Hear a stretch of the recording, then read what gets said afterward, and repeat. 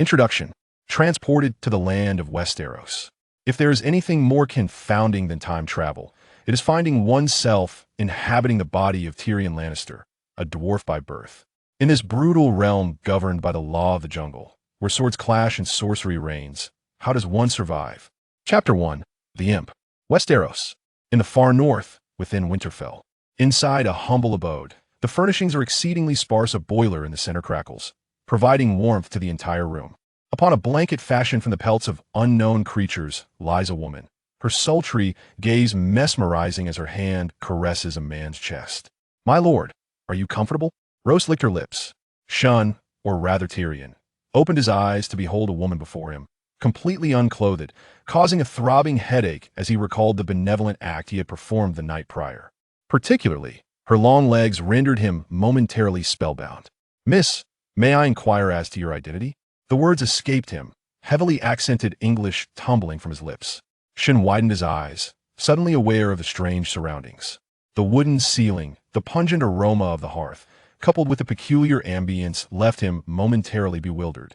"My lord, within Winterfell, there are few distinguished individuals, the most esteemed being the adopted son of Lord Stark. Yet, that fellow sometimes struggles to pay, hardly qualifying as a notable figure." She had heard whispers of the king's visit to Winterfell. Before her stood a man, diminutive in stature akin to a child, possessing an unappealing visage, yet endowed with sufficient prowess below. He was the queen's own brother, a son of House Lannister, infamously dubbed the Imp Tyrion Lannister. Shin had traversed realms. This was certainly not the modest rented room he occupied back home, nor was this woman akin to the knight's companion he had brought back from the club. He touched his own body. Then, a more disheartening reality dawned upon him. His legs were alarmingly short. He gasped in shock and stood up. However, under Rose's curious gaze, he realized his height was barely around 5 feet. Had he truly been transported into the body of a child? Here we go again. Unaware that the man before her was no longer the imp, Rose dutifully extended her hand, even leaning in to assist him with his predicament. Shin immediately pushed her away. "Step aside." Having experienced the capricious nature of influential individuals, Rose lay back on the bed, offering no retort, merely observing this Halfman lost in contemplation. Fragments of memories surged forth, leaving Shun momentarily paralyzed. Westeros, House Lannister, the Imp, the King, Stark, King's Landing, Winterfell. As these terms converged, Shun realized he had not merely traveled through time. More tragically, he found himself inhabiting the form of Tyrion Lannister, a man of less than 5 feet in height, a dwarf, a Halfman, a being often referred to as the Imp. He had, of course, watched Game of Thrones and was well aware of Tyrion's fate. This character is a quintessential tragic figure, whose existence adds profound depth and richness to the narrative of Game of Thrones. Tyrion, through his singular presence, enables audiences to engage more authentically with this fantastical realm.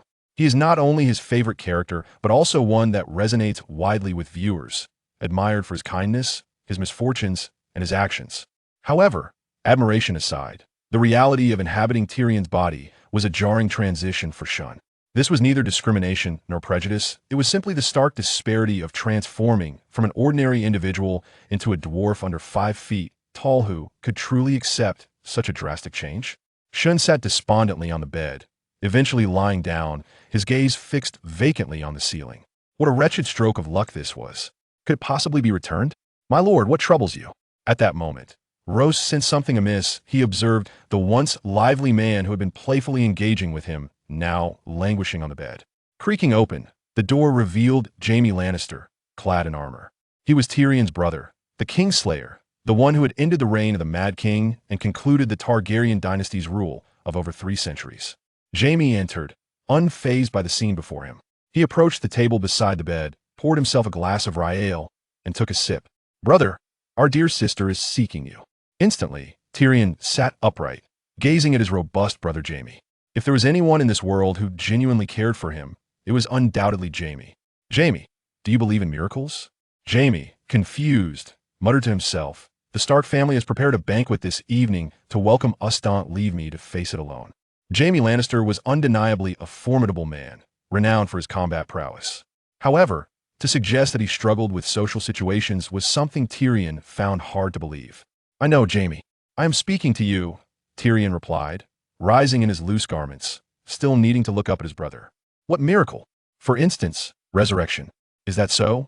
Have you taken to believing in such things?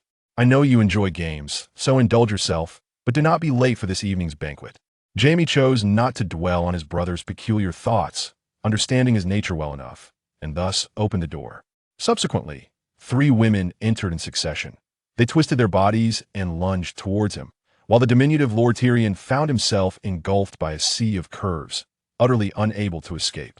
After considerable effort, he finally managed to dispatch 4 women, leaving him utterly exhausted, his small frame burdened with such an overwhelming weight. The imp Tyrion Lannister. In terms of lineage, he was indeed impeccable, yet his physical form bore a significant flaw, which, in his own words, was a sin from birth. Dwarves are born into sin. Indeed, everyone harbored prejudice against him, without exception, including his own father and sister, who relentlessly sought his demise.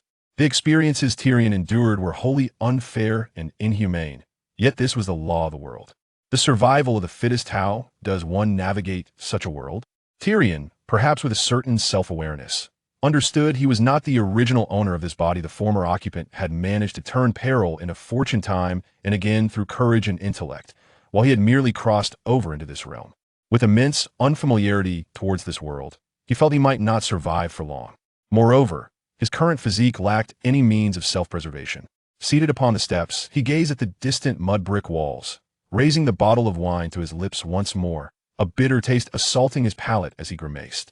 Damn it, this beer is far inferior to what I've tasted in later times. Chapter 2. A Golden Finger? Tyrion had no interest or inclination to attend the evening feast. What purpose would his presence serve? Thus, he found a random step to sit upon, clad in black attire that, to his surprise, fit him rather well, evidently tailored to his stature. Footsteps echoed nearby. Tyrion lifted his gaze. Before him stood a man with half a scorched face, whose appearance was decidedly unappealing, yet his tall stature and the sword at his waist commanded attention. My lord, it was Sandor Clegane, known as the Hound, who approached Tyrion, observing him gulping down beer and then spitting it out in large quantities. Drinking like that, my lord, I fear you shall never achieve inebriation. Clegane, what brings you here? Although Tyrion did not inherit the memories of his predecessor, he had watched the series and was well aware of the fate that awaited this guard of Joffrey. Setting aside his skills, he was indeed a competent bodyguard. Furthermore, Sandor's temperament was not entirely malevolent. He had previously aided Sansa, who had suffered at Joffrey's hands. Seeing the small figure before him, Sandor was accustomed to being called the Hound, yet hearing his name from Tyrion's lips was unexpectedly jarring. Tyrion, with a smirk, glanced at the beer can in his hand and remarked, "No matter how much I drink, I shan't be drunk. You know my capacity for liquor." "Indeed, my lord, not only your drinking prowess, but also your romantic escapades are well known to me." Sandor chuckled, revealing his large grin. He instinctively omitted Tyrion's title. Clad in armor, Gregor stood before Tyrion, making him feel as though he were facing a towering mountain. The diminutive figure of Tyrion was overwhelmed with indignation as he commanded, "Gregor, sit down." Gregor, taken aback by Tyrion's sudden outburst, glanced at his expression and, despite his confusion, settled onto a nearby step. "My lord, do you have troubles weighing upon you?" "Troubles? Huh, it's utterly disheartening." "Everything in this world is indeed quite disheartening," Gregor remarked as he accepted the wine Tyrion offered and took a hearty swig. Sandor, you are quite the imposing figure." In a moment of revelation, Tyrion fixed his gaze upon Sandor and was astonished to discover a red orb before him. Fearing he was hallucinating, he vigorously rubbed his eyes. Sandor Clegane the Hound. Identity, Kingsguard. As Tyrion scrutinized Sandor once more, he noticed additional information. Loyalty, 0. This was a golden finger. Tyrion Lannister sprang to his feet, a look of delight spreading across his face, and he felt an urge to leap in celebration of his newfound joy. There was no panel. It was only when he focused intently that the revelation manifested. Having traversed an era of information overload and been steeped in various forms of knowledge, Tyrion was now exhilarated. When he first realized he had entered the world of the Game of Thrones, he felt utterly despondent, but becoming Tyrion Lannister plunged him into a state of despair. Thus, he engaged in a fierce battle, venting his frustrations upon several women. He even contemplated a life of aimless indulgence or the finality of ending his existence. Survival in this world seemed nearly impossible, especially when one considered the chaos that lay ahead. The nobility held human life in such disregard that even a minor ailment could prove fatal. Yet just moments ago, he had witnessed the arrival of his golden finger, stirring something within him. He was a traveler while many had ventured through realms. None had arrived in this world like he had. Since he had come, and with a golden finger in tow, he resolved to make the best of it. Though he was a dwarf, the original had twice ascended to the position of Hand of the King through his wisdom and cunning. And why should he, Tyrion, not achieve the same? Thus, the first step to unlocking this world was to win the loyalty of the Hound. His stature may have been small, and his combat prowess perhaps non-existent, but he could not allow such innate shortcomings to hinder him. To compensate for his inherent deficiencies, he would arm himself with a formidable bodyguard by his side. Indeed, there exist individuals far more formidable than Sandor Clegane within Winterfell, notably Jaime Lannister and the captain of the Kingsguard, the fearless heir Barristan Selmy. Each of these two possesses greater prowess than the Hound, yet currently, Tyrion is unable to court either of them. As for Ser Barristan, his allegiance is solely to the king. Sandor, have you ever contemplated the prospect of becoming a knight? Tyrion's sudden rise, accompanied by a look of astonishment, left Sandor perplexed. The diminutive figure before him, though a Lannister, elicited little reverence from Sandor, who held aristocrats in scant regard. Upon hearing Tyrion's query, Sandor's face contorted in disdain as he replied, "A knight? I have no faith in such fanciful ideals. Rather than entertain such thoughts, I would prefer to indulge in the pleasures of the tavern. The northern women of Winterfell remain untested by me, yet judging by your experiences, I suspect they are quite delightful." In conversing with Tyrion, Sandor exhibited a disregard for propriety, allowing a torrent of crude language to escape his lips. "Do you know? From the moment I was born, I have been rejected by society. They deem dwarfs to be cursed. My mother perished upon my birth. My father imposed all of this upon me," Tyrion remarked, taking a sip of his rye ale. He scrutinized the Hound, noting his unwavering loyalty remained at zero. A sense of frustration welled within him. This golden opportunity seemed elusive, and he was uncertain of the precise parameters required to gain loyalty. "Little monster?" A melodic voice emerged from the shadows. A petite figure stepped forth, clad in thick garb, Arya Stark regarding Tyrion with curious eyes. Her youthful visage and inquisitive gaze unsettled him. He inquired, "Are you the daughter of House Stark?" "Yes, little monster.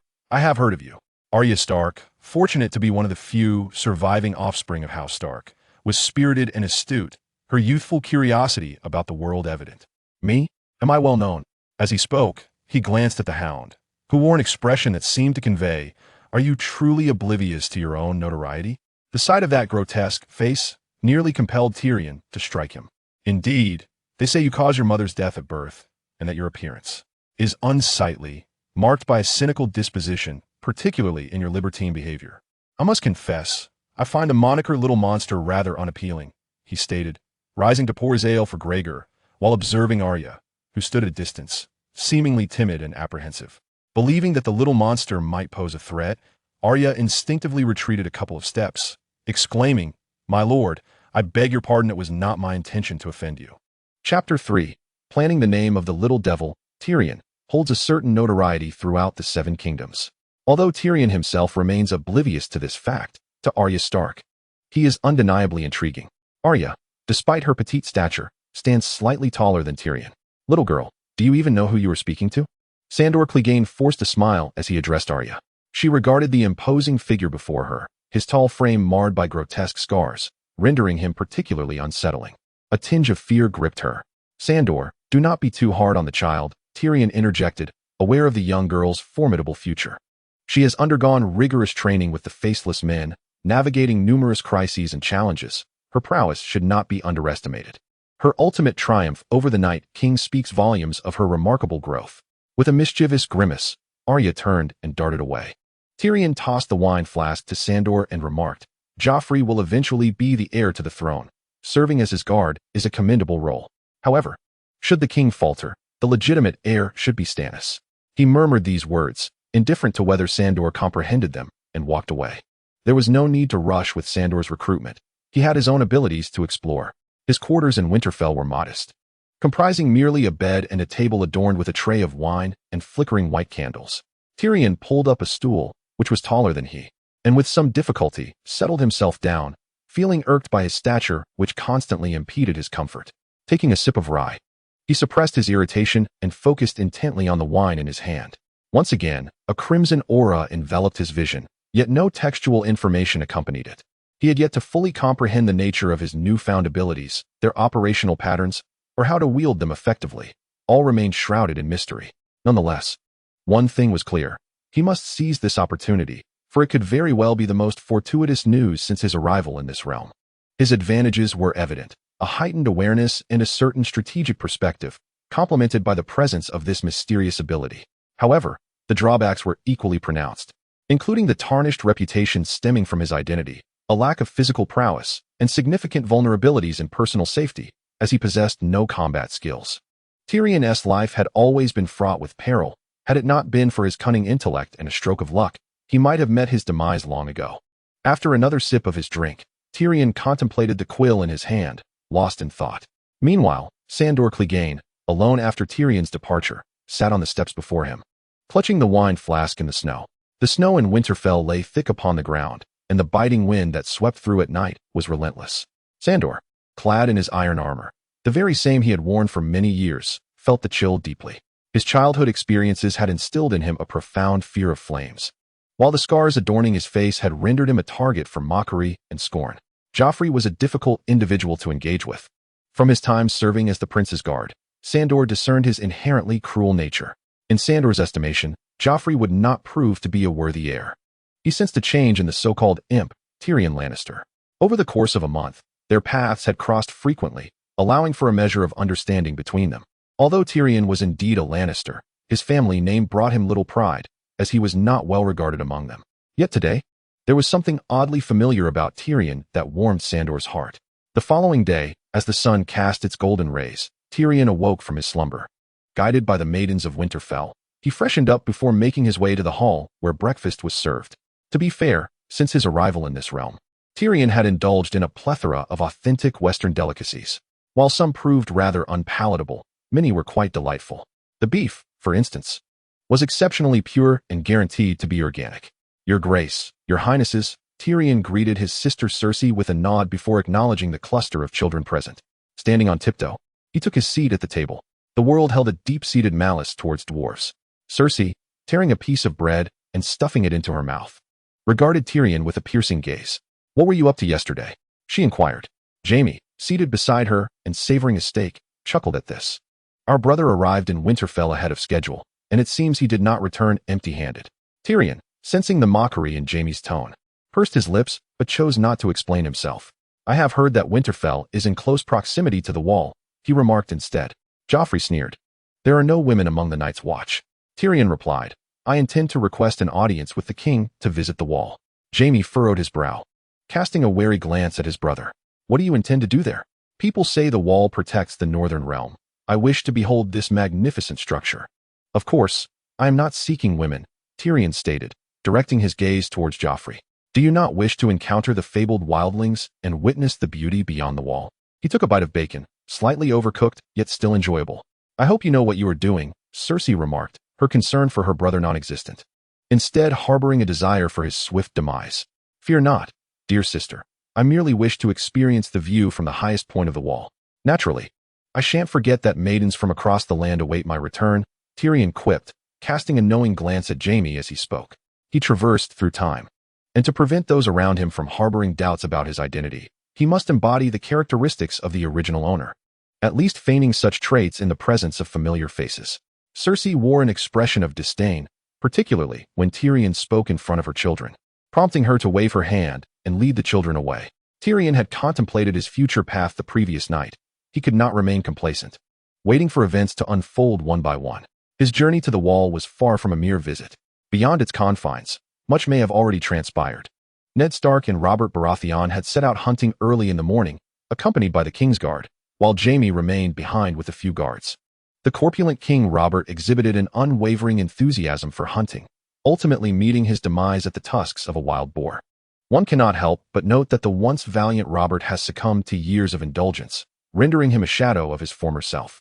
Meanwhile, Tyrion grappled with indecision regarding his next course of action. Jaime had always treated him well. When Catelyn captured him, it was Jaime who genuinely sought to rescue him. It It was also Jaime's intervention that allowed Tyrion to escape with his life. However, that was the previous Tyrion, not the one who now stood as a stranger in this world. His current objective was to secure his plans and arm himself within a limited time frame. The future events were beyond his sole influence. Indeed, it was uncertain whether he would even survive to witness them. One must understand that King's Landing is not as prosperous and secure as it appears. The waters run deep there, and he must take action to ensure his safety. The Hound must align with him, and Jaime must share his resolve.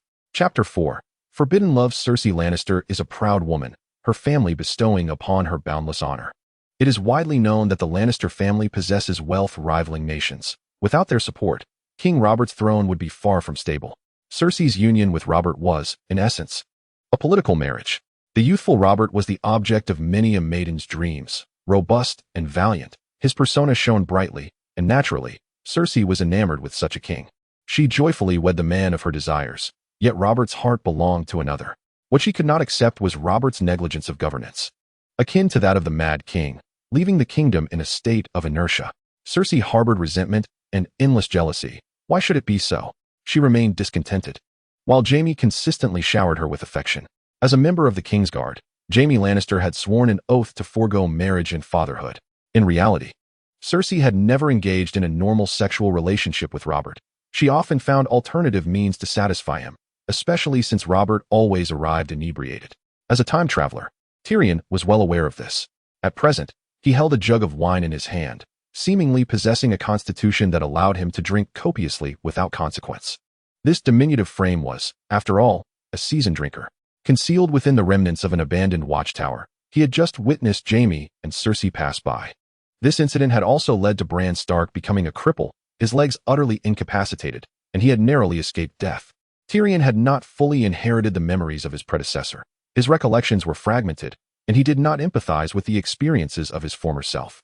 What resonated with him most profoundly was the discrimination and insults he faced as a dwarf. Upon arriving in this world, he felt a lack of belonging to anyone, trusting only himself, and thus, he had to ensure his own safety.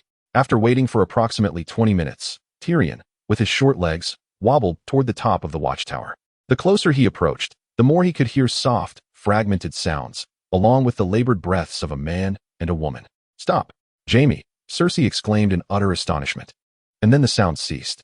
Tyrion discarded the wine jug, slapped his cheeks, and surveyed the surroundings where wild grass had overtaken the walls, slowly extricating himself from the overgrowth. Upon his sudden appearance, Cersei gasped. "Tyrion, what are you doing here?" she exclaimed, clutching her garments tightly. A layer of fur lay spread on the ground. At this moment, her usual regal pride as queen had vanished, leaving her resembling a frightened chick. Jaime also appeared disheveled, holding Bran Stark, who had climbed through the window. "Why are you here?"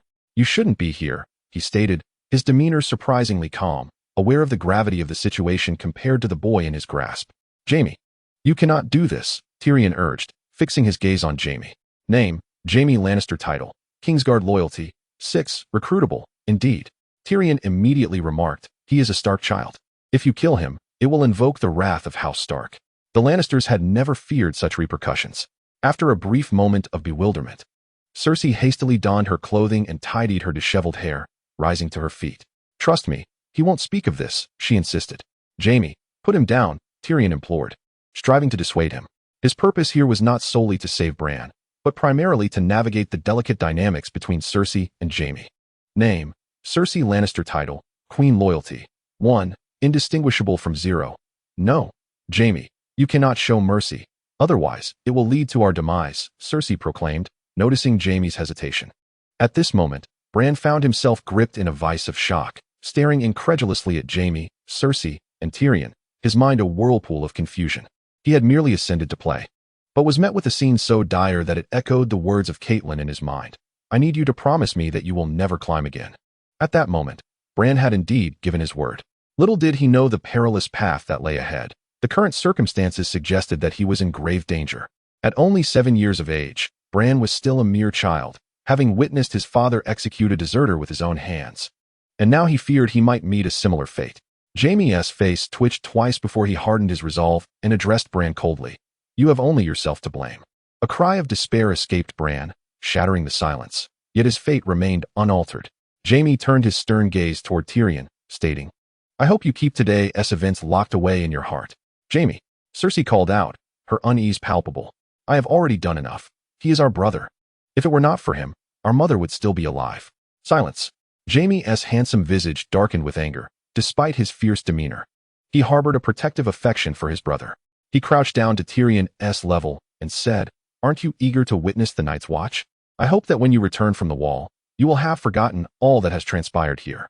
Tyrion extended a finger, addressing Jaime. I have a small request. This statement was directed at Cersei. In truth, Tyrion had come to gamble with his life, believing that Jaime would not resort to killing him to silence him.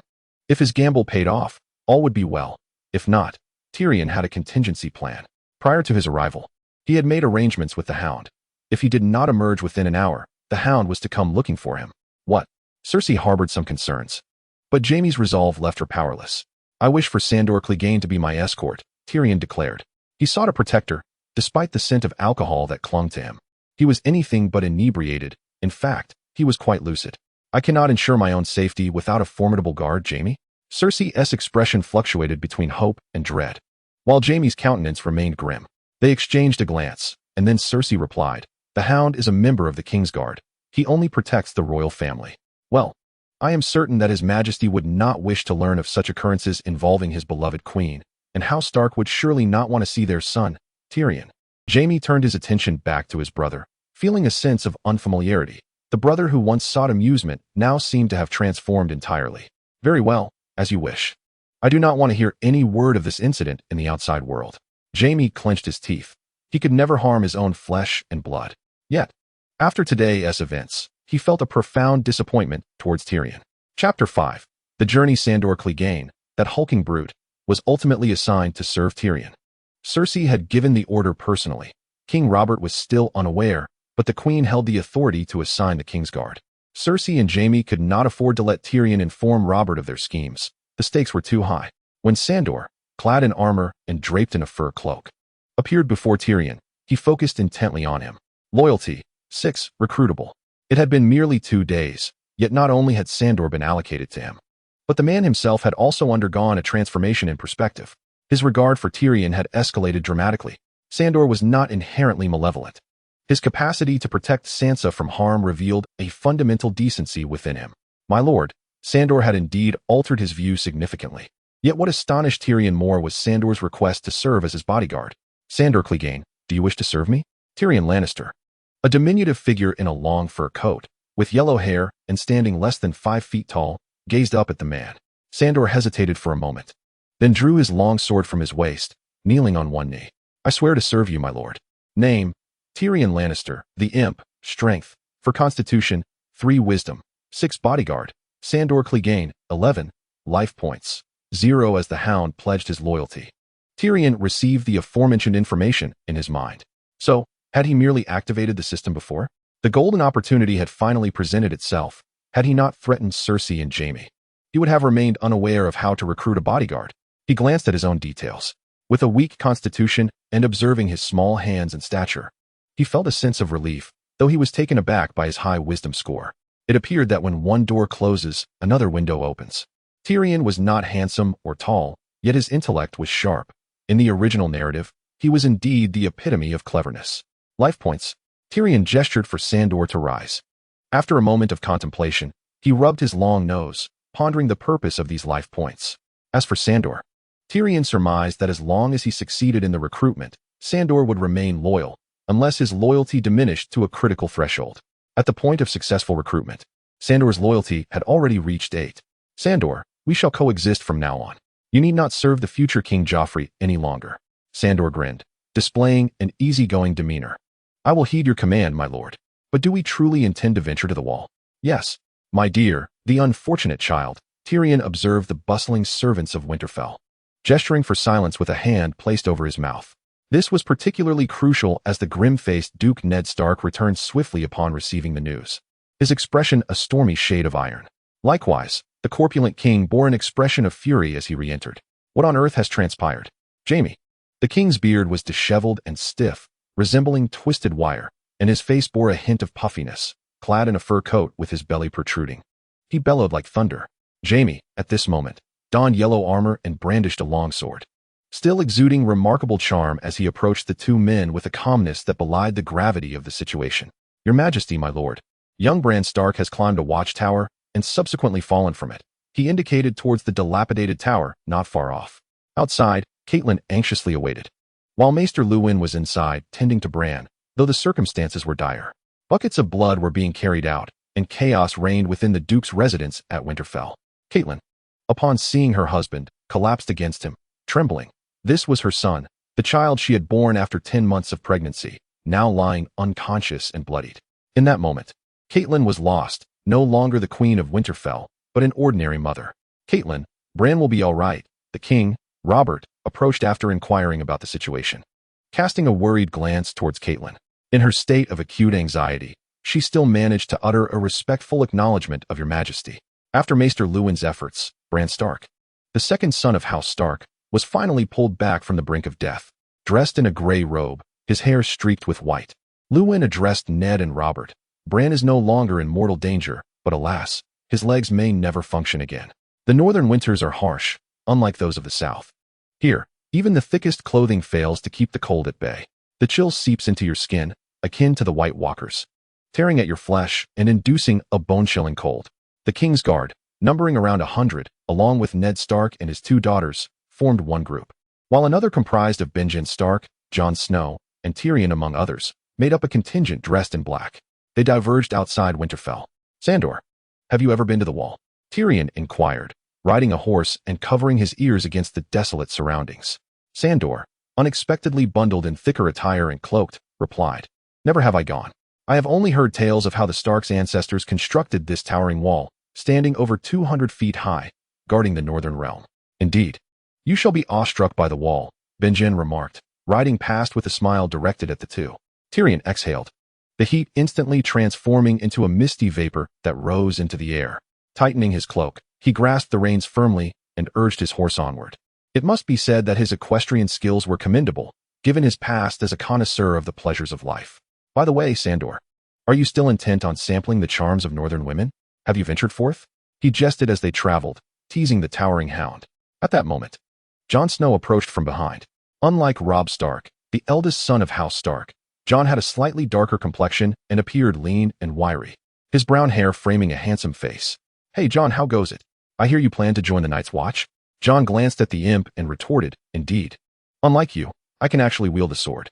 Tyrion, in good spirits, took no offense and continued to engage Jon in conversation. Intrigued by this key character from the original narrative, it was essential to cultivate a rapport with him, as Tyrion's objective included fostering a good relationship with Jon. Winterfell was still a considerable distance from the Wall. By horseback, it would take roughly 4 to 5 days to arrive. However, if one were to travel as quickly as Benjen, they could likely make the journey in 3 to 4 days. Yet there was no rush to return. They were not traveling swiftly, and it was estimated they would reach their destination in 5 days. On the first night, they built a campfire beside the King's Road and slept under the stars. Chapter 6. Assassination at Winterfell. In Bran Stark's chamber, Catelyn clutched a small figure, a wooden doll, while Bran lay unconscious on the bed.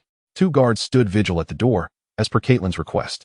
Robb Stark entered, clad in leather armor, first glancing at his brother Bran before turning to his mother, whose face was marred with worry. "Mother, you have not stepped outside in quite some time." "Bran needs me," Catelyn replied, having not left the room since the incident. During this period, Tyrion had visited once, conversing with Catelyn, after which 2 guards were added to the room. Their father had gone to King's Landing, leaving many matters to address within the castle. Robb Stark, as the eldest son of Ned, had now assumed the role of Lord of Winterfell. He was the sole legitimate heir, destined to take over after Ned's departure. At this moment, Maester Luwin entered, reporting on the expenses incurred during the king's visit and how to address the vacancies in positions.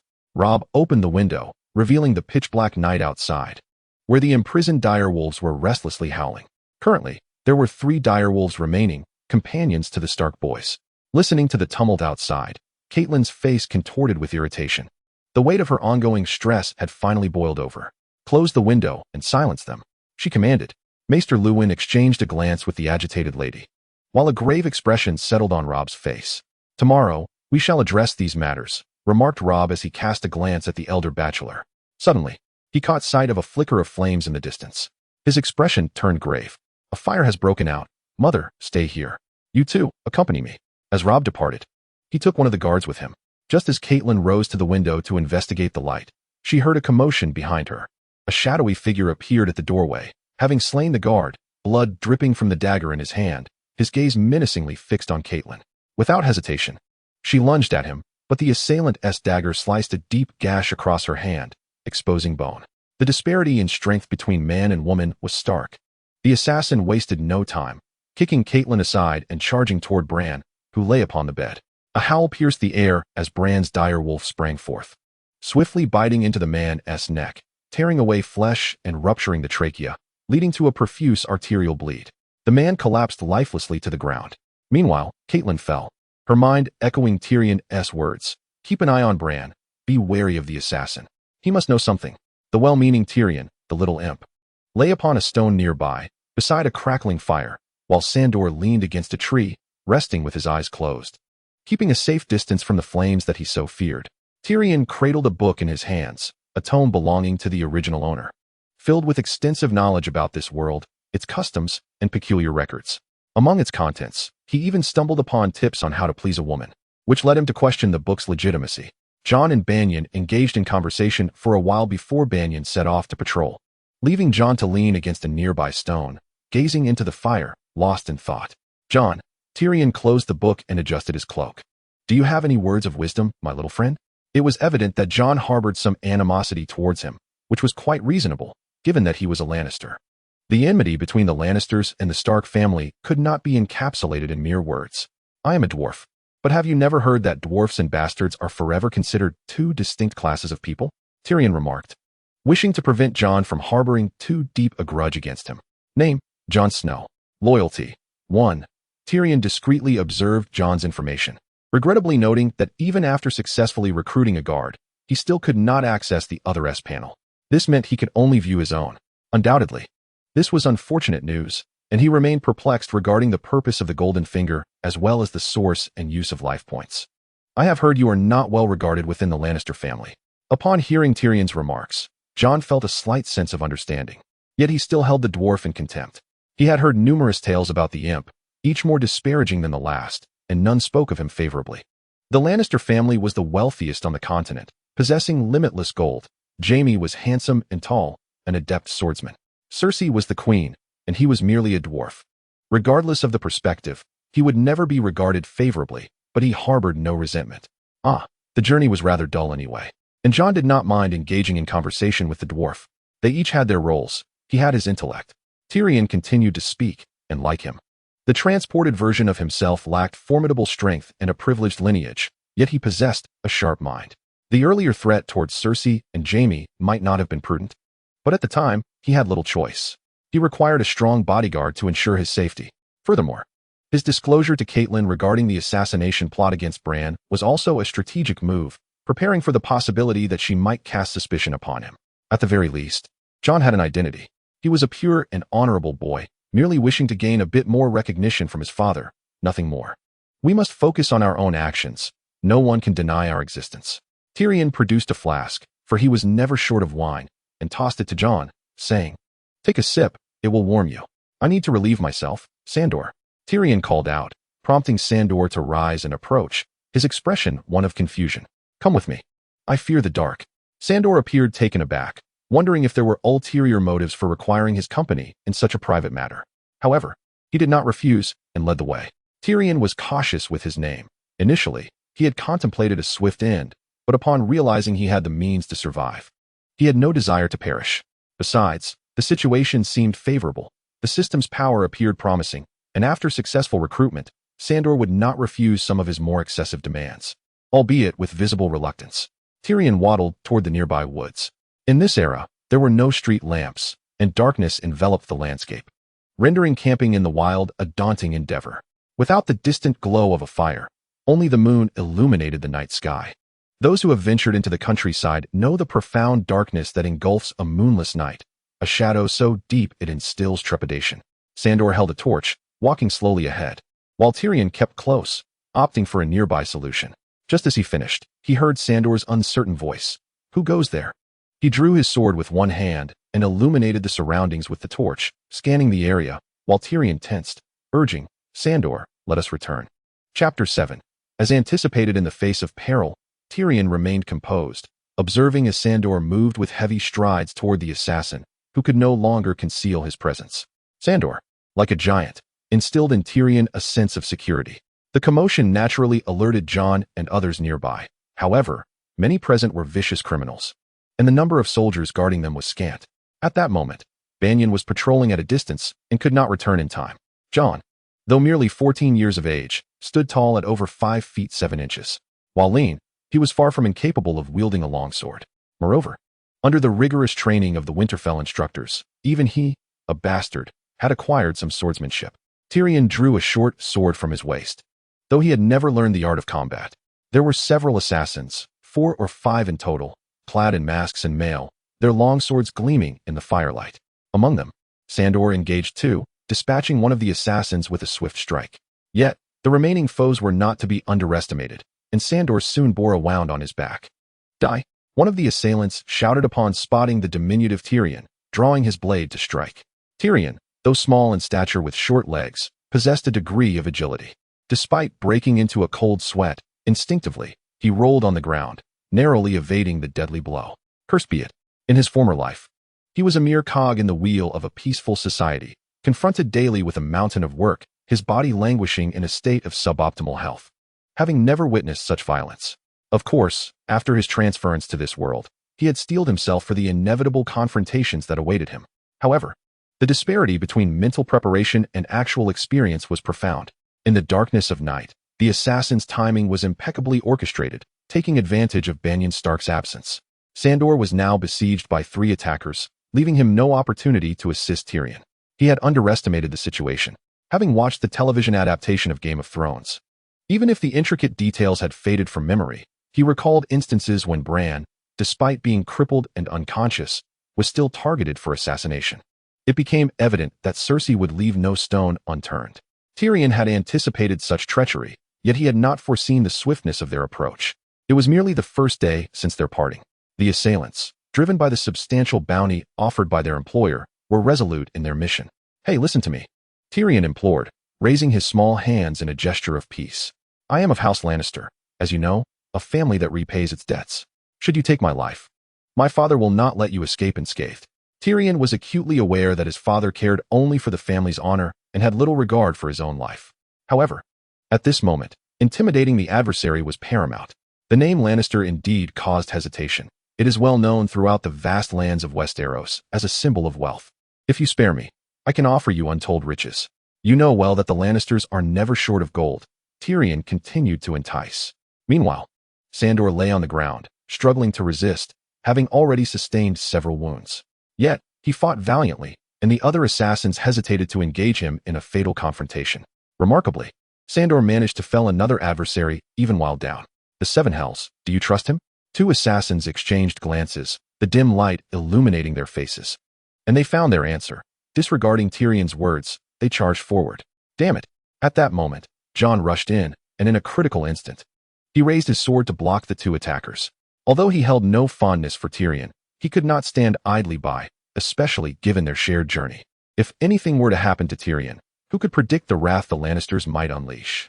Seizing the moment of their distraction, Tyrion swiftly rolled closer to the 2, his small dagger piercing one man's thigh, then withdrawing and striking again. He showed no mercy, executing 2 rapid thrusts. In the world of Game of Thrones, the general combat prowess is notably low, with many aware that a single individual can topple 4 or 5 foes with sheer strength and basic skill. Thus, when the imp revealed his ferocity, the 2 men fell to the ground, howling in agony. The excruciating pain compelled them to collapse. Yet the instinct of a mercenary to survive urged them onward. They were men who risked their lives for a paycheck, but wished to avoid death if possible. I said, "Spare me." Tyrion's rapid actions, coupled with the tension in the air, drained his energy, and he sank down, blood splattered across his face, rendering him even more fearsome. Jon looked at him in astonishment, his perception of the dwarf shifting in that moment. The 2 still wrestled on the ground, having lost their fighting spirit but not yet their lives. Exhaling deeply, Tyrion addressed Jon, "Assist Sandor." "No need," Jon replied. Sandor Clegane, with his brother the Mountain, was an exceptionally formidable fighter, and he was not to be underestimated. Covered in blood, the hound dragged his long sword, his burnt visage making him appear even more terrifying. Though he bore several wounds, his opponents fared far worse, having paid the ultimate price. "Speak. Who sent you?" Sandor demanded. "We are merely mercenaries. We do not know the identity of our employer." Tyrion's appearance was far from handsome. He possessed a prominent nose, with one eye a deep brown and the other a vibrant blue. His golden hair, when illuminated by firelight, took on a silvery sheen, and at that moment, his face bore a pallid expression. Clutching a short sword, he pressed it against a man's throat and inquired once more, "Who is it?" The mercenary, Jem, widened his eyes in terror. Having lived on the precipice of life and death for so long, he now sensed the chilling breath of mortality. Yet, in response to the dwarf's question, he genuinely had no answer. Overcome with despair, he replied, his voice tinged with a hint of a sob, "I truly do not know." He wished for survival, longing to amass enough wealth to return home and marry a wife. With a swift motion, Tyrion drove the short sword into Jem's neck, blood gushing forth in torrents. Jem's pupils dilated in shock as he fixated on the dwarf's face. The warmth of the blood coated Tyrion's hand, and an acrid scent filled the air, the hot crimson liquid quickly congealing in the frigid atmosphere. Exhaling a cloud of warm breath, Tyrion withdrew his blade. This marked his first act of murder, the first of his new existence. As for the sensation, to be candid, it was devoid of any profound feeling.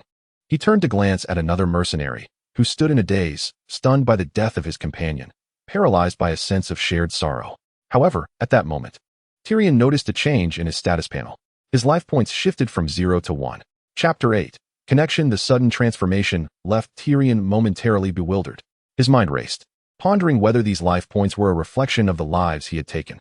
To test this theory, he twisted the short sword in his hand and approached another fallen mercenary. Without uttering a word, he plunged the blade into the man's throat. There was no resistance as it pierced through. Moments later, his life points escalated from 1 to 2. It appeared he was correct. Name: Tyrion Lannister. The Imp. Strength: 4 Constitution, 3 Wisdom, 6 Guardian. Sandor Clegane. 11 life points. 3. As the alterations in his status panel became evident, he noticed a symbol appearing next to the data, a sign indicating that his abilities could be enhanced.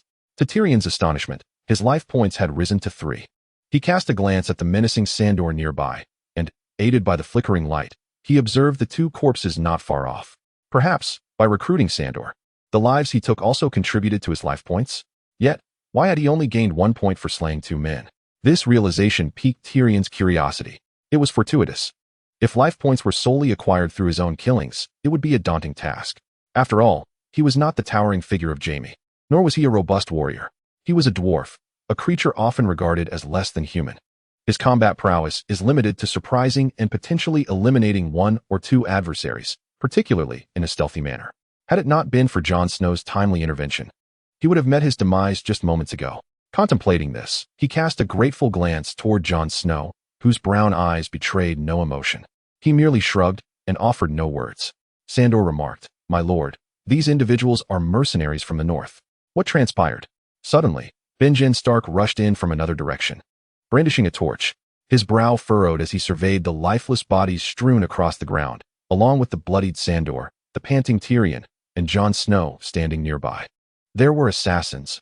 We dealt with them," Tyrion replied, understanding that this was not the moment for existential musings. He sheathed his dagger, addressing the cloaked Benjen. Among those journeying to the wall were a few soldiers tasked with escorting prisoners, yet when the assassins appeared, they seemed more spectators than guards. While Tyrion belonged to House Lannister, these soldiers were not of that lineage. They hailed from the north and were loyal to their own houses, unwilling to sacrifice their identities for another. Only 3 or 4 soldiers had accompanied them. Tyrion chose not to elaborate further. Some matters required no clarification. Observing his silence, Benjen said nothing more. He took 1 soldier and re-entered the woods, meticulously searching until he confirmed there was no lingering threat before returning. Leaning against a tree, Tyrion took a sip of wine and inquired of Sandor, "Are you certain they are mercenaries from the north?" "Before becoming a member of the Kingsguard, I visited the north once and encountered similar mercenaries in a tavern. They seemed to belong to an organization. In Westeros, there exists a plethora of mercenary groups, notable ones being the Golden Company, the Brotherhood Without Banners, and the infamous Raven's Claw, among others. Across the Narrow Sea, there are also the Second Sons and various other mercenary bands. Mercenaries are motivated solely by coin, often men who dance on the edge of danger. The weight of gold provides the utmost security." Tyrion found Sandor's assertion credible, recalling that in the original tale, Sandor Clegane was not the docile figure he appeared to be now. After fleeing from Joffrey, he had journeyed north, kidnapping Arya Stark along the way, robbing and killing without remorse. Far from the obedient servant he now seemed. While he selectively heeded Joffrey's commands, he had to survive, even if he did not fear authority. Yet now, upon confirming their allegiance and witnessing their loyalty, Tyrion sensed an inexplicable bond forming between them, a curious phenomenon. Perhaps this was the power of fate at play. It could be that certain individuals wished for his demise. There would always be those who dared to challenge the Lannister name. Tyrion mused this aloud. Though his thoughts were consumed by Cersei, the ruthless woman he knew all too well. She indeed did not spare herself, leading to her own downfall. Deep inside, she must be restless, which is why she hired mercenaries to assassinate herself. Considering Sandor's presence, she employed 4 mercenaries at once, perhaps not anticipating that Jon would intervene. Had Jon not acted, she might have succeeded, for those traveling north with her were either criminals or soldiers who would not regard her with any respect. The guards around her were undoubtedly too feeble. It is imperative that she possesses a formidable force for her protection. At this moment, he yearned for power. The transition into a dwarf filled him with despair, yet the emergence of a golden opportunity ignited his desire for strength. Perhaps this golden opportunity could alter the dwarf's identity? My lord, I have never understood why you chose me. Sandor Clegane stared blankly at Tyrion. Although Tyrion's words had resonated within him, he remained skeptical. Nevertheless, he adhered to Queen Cersei's command to follow Tyrion. In truth, he also harbored this notion in his heart. Sandor, you know I am a dwarf. A disgrace to House Lannister. He chuckled, as if empathizing, and continued, winter is coming. I must arm myself to become sufficiently powerful, yet my body, as you know, cannot allow me to fight like a knight. Dwarf, what does it feel like to kill? After exchanging a few words with Jon, Banyan leaned over and sat beside Tyrion. Tyrion patted Sandor's shoulder and whispered, I need you, Sandor. Your brother serves House Lannister, favored by my father. Trust me, if you pledge your loyalty to me, you shall surely be rewarded. The mountain loomed in Sandor's mind as an insurmountable shadow. The scars on his face and the wounds in his soul were all remnants of that figure. Tyrion turned slightly to Jon and said, killing bears no sensation. I hope you can adapt to it in the future. Of course, becoming a member of the Night's Watch inevitably entails bloodshed. Indeed. Very well, Jon, I am weary. We have time on the road. We shall discuss this later. I need to rest. Tyrion revealed a fatigued expression, truly in need of repose. Though it appeared he merely swung a sword, stabbing 2 individuals in the thigh to bring them down, the atrophied legs did not possess such explosive power. He gritted his teeth to execute the task. It consumed a considerable amount of energy. Ignoring Jon, Tyrion pulled a fur cloak around himself. While it would still be cold, it was a relatively favorable condition for sleep. The criminals not far away were shackled and distanced from the campfire. That was the true cold. The chill of the north is formidable and relentless. Chapter 9. Transformation. Closing his eyes, Tyrion's consciousness arrived at his interface. 3 directions: strength, constitution, wisdom. He did not truly comprehend what wisdom entailed. While strength was understandable, perhaps constitution was related to resilience? All of this required him to explore. After some contemplation, he clicked on the recruitment section, transforming the previous 11 into 12. His life points diminished by 1, yet the subsequent figures vanished. The upper limit had been raised, indicating that having previously recruited a Sandor, he could no longer engage in further recruitment. This referred to a binding with the system rather than mere fealty. At that time, he could still compel others to pledge loyalty, but as a dwarf, Tyrion lacked the prestige to command such allegiance. Now, with the limit increased by 2, he could recruit another individual apart from Sandor. These recruits would genuinely be his allies. Subsequently, he glanced at his 3 statistics. His wisdom had surpassed the average level of ordinary individuals, reaching 6. However, his strength fell significantly short of the norm. The most concerning aspect was his constitution, which was a mere 3. He speculated that the appearance of only the constitution and strength indicators, without any response for wisdom, might imply a need for more life points. Drawing from his previous gaming experiences, Tyrion felt this possibility was quite substantial. Furthermore, this number could potentially increase exponentially. For when his life points reached 3, wisdom still had not manifested. If that were the case, it would be unnecessary to invest in wisdom at this moment. Weighing his options, he resolved to allocate his points to constitution. He simply felt that his physical condition was exceedingly poor, as the recent exertion nearly left him exhausted. If constitution pertained to physical quality, it would undoubtedly facilitate his endeavors, whether in martial practice or other pursuits, to develop comprehensively or to excel in a singular aspect. Tyrion planned to bolster his weakest attribute while maximizing his strengths. Consequently, he assigned his remaining life point to strength. Name: Tyrion Lannister, the Imp. Strength: 5 Constitution. For Wisdom: 6 Guardian. Sandor Clegane, 12 life points. 0. Upon deciding how to allocate his points, Tyrion felt no unusual sensations. In fact, he sensed a chill within. Momentarily perplexed, he thought it should not be this way. In novels, protagonists often trembled with newfound power after enhancing their attributes, with dark, murky energy seeping from their bodies. Even if not so exaggerated, one would expect to feel a surge of formidable energy within. Yet he felt nothing at all. Confounded, Tyrion found himself engulfed by a wave of fatigue and soon succumbed to slumber. The Wall of Despair. It stands as a barrier in the north.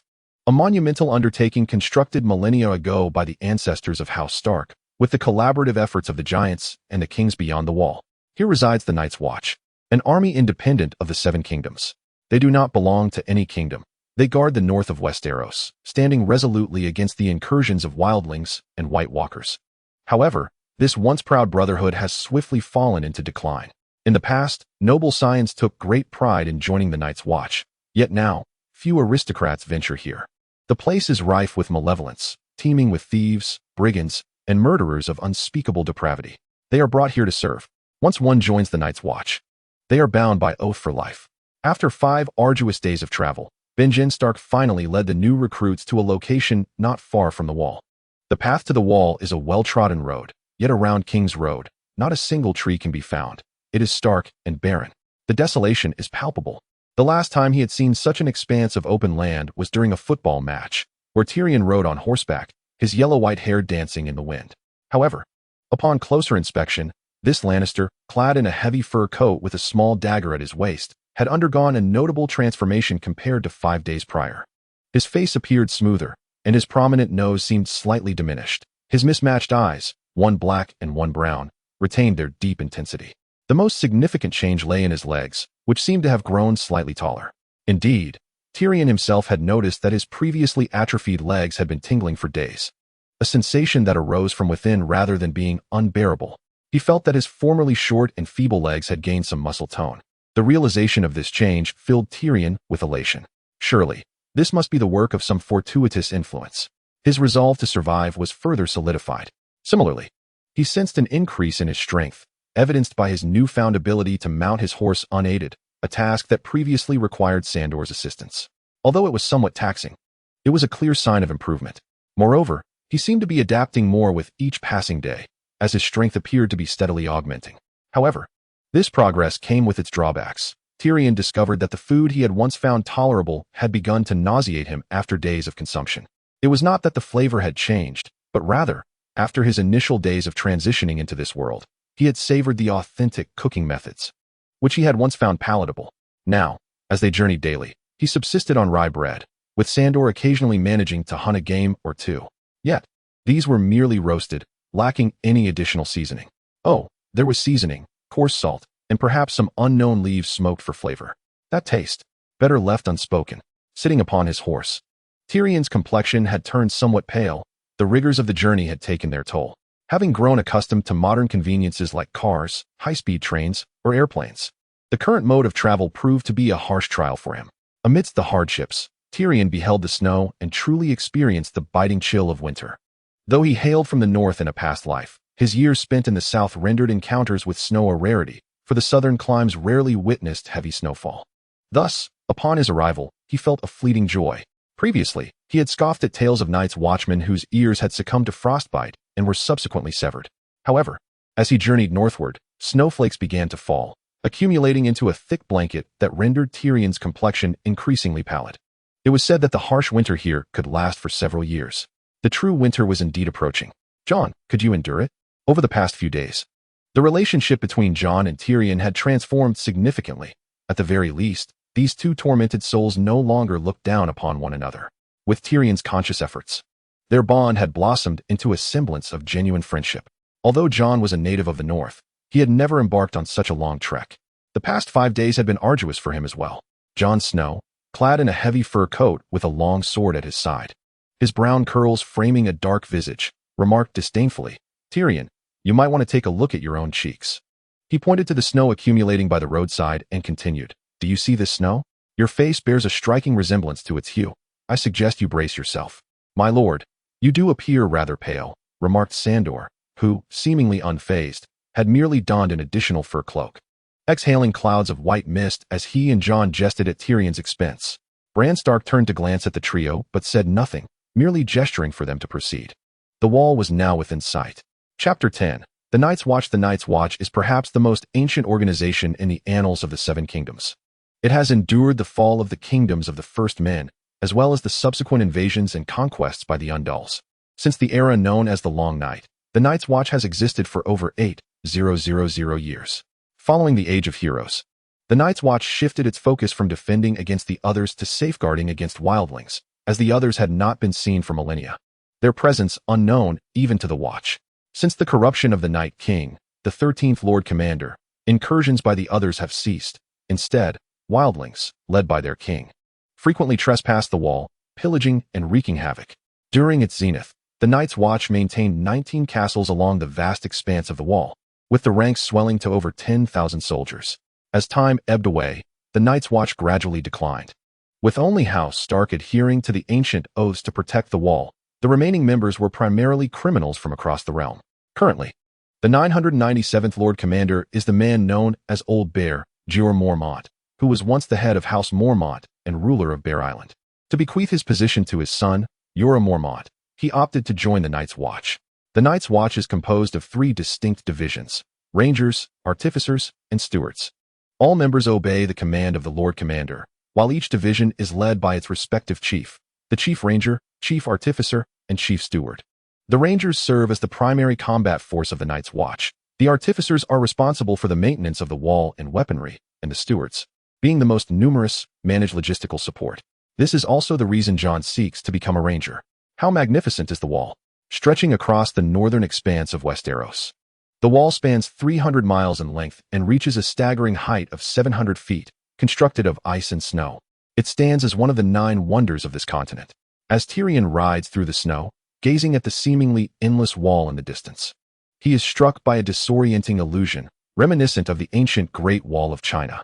Yet, this formidable structure surpasses the old wall in terms of construction difficulty. Towering majestically in the north, the wall appears as a giant, stretching its broad arms to embrace all the 7 kingdoms. Under the sun's reflection, the surface of the wall gleams with remarkable smoothness, and at its center, a track, resembling a zipper, is embedded in the crystalline structure of the wall. As they behold the awe-inspiring wall, the group can hardly contain their astonishment, for many have never seen such a sight. Lord Commander Brandon Stark, Chief Ranger, does not pause. He urges his horse onward. Is this truly the wall?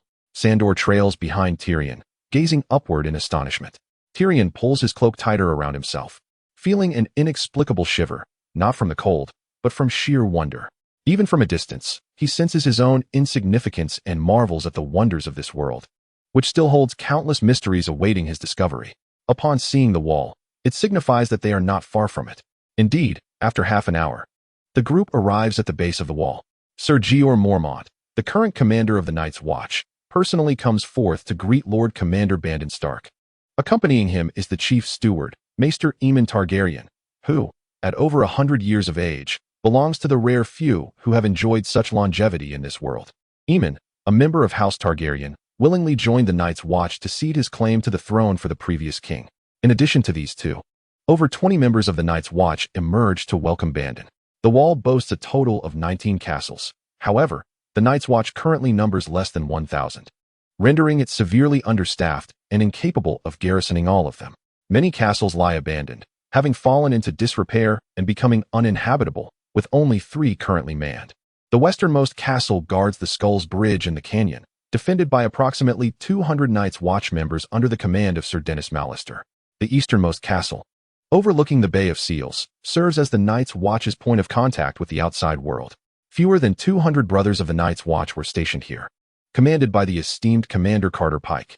This bastion, known as the Black Castle, stood at the heart of the wall, serving as the headquarters of the Night's Watch and the fortress with the largest garrison, nearly 600 men strong, with the overall commander, Jeor Mormont, residing within. Commander Mormont, Banyan, clad in black, dismounted and approached Jorah Mormont to pay his respects, for the Night's Watch held great reverence for their leader. "This is Tyrion Lannister," Banyon introduced, noting that apart from him, Tyrion was one of the few nobles in their company, alongside Jon, who had also accompanied Tyrion and met the commander before. Jorah Mormont, an elderly man nearing his 60s, donned a black cloak over leather armor, a long sword hanging at his waist, his gray beard billowing in the wind. His eyes sparkled with vitality, exuding a robust demeanor. He was the steadfast anchor of the Night's Watch. Behind Mormont stood the venerable Maester Aemon, over 100 years old, squinting as he observed the newcomers, leaning on the arm of a steward but remaining silent. "Are you of House Lannister?" Sir Jorah Mormont inquired. Having been stationed at the Wall for years, his communication with the outside world was limited to ravens, thus he was familiar with Tyrion's renown. Though they were meeting in person for the first time, Tyrion straightened, a faint smile gracing his pale face. "Indeed, I am Tyrion Lannister, the second son of Lord Tywin." "Let us proceed inside," Jorah gestured, indicating that Banyon and Tyrion should enter the castle, as the snowstorm outside raged with relentless chill. Sandor and the Hound closely followed Tyrion. While the Night's Watchmen whispered amongst themselves, their voices hushed as they regarded the dwarf. "I have come to witness the majesty of the Wall," Tyrion declared, though this was not his ultimate purpose. Upon entering the Black Castle, he beheld the bustling activity of the Night's Watch. In the yard, the instructor, Alliser Thorne, was diligently overseeing the rangers in their daily drills. Even the craftsmen were required to learn the fundamentals of combat, especially given the dwindling numbers of the Night's Watch. Each individual was a reserve of fighting strength. Upon seeing Commander Jorah, the instructor nodded in acknowledgement, greeting Banyon before turning his gaze to Tyrion, whose stature invariably drew attention. In addition to the training, craftsmen were seen maintaining the castle, with guards stationed at the entrance. Walking across the muddy training grounds, Tyrion inhaled the earthy scent mingled with a faint, acrid odor of blood. Every man here was clad in black, the Night's Watchmen often referred to as the Black Cloaks, while the wildlings beyond the wall called them crows, for they were forever draped in shadows of ebony. Chapter 11. The Deserter. My Lord Tyrion, as you can see, the Night's Watch has been in decline over the years. Our numbers now fall below 1,000. Commander Jorah Mormont's face bore a heavy and anxious expression. Recently, troubling news has emerged, and with winter's approach, a sense of unease has enveloped him. Tyrion solemnly turned to Jorah, reflecting on the lamentable fate of the elder who devoted his life to the safety of the kingdom's citizens, only to be betrayed and slain by his own. "I shall faithfully report to His Majesty King Robert and advise him to take heed of the North's security, particularly regarding the reinforcement of the Night's Watch." Tyrion spoke truthfully. He intended to seek out Ned upon his return to King's Landing, knowing well that the stalwart of House Stark would be concerned about this matter.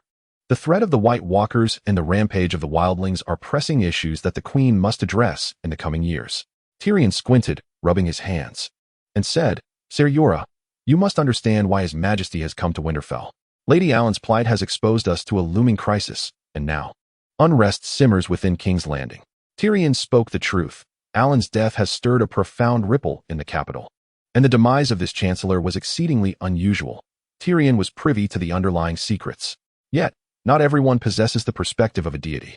Since Robert ascended the throne, the position of Hand of the King has become perilous. The sequential deaths of Alan and Ned only serve to affirm this grim reality. The Duke of Stark has already departed for King's Landing to assume the role of Hand. A grimace crossed Sir Jorah Mormont's face, for he recognized the nation's indifference towards the Night's Watch, a fact that only House Stark has consistently supported. With the capital now in turmoil, this dwarf before him wielded little influence. Even if he were to present a petition, no substantial improvements would materialize. Contemplating these thoughts, he let out a deep sigh.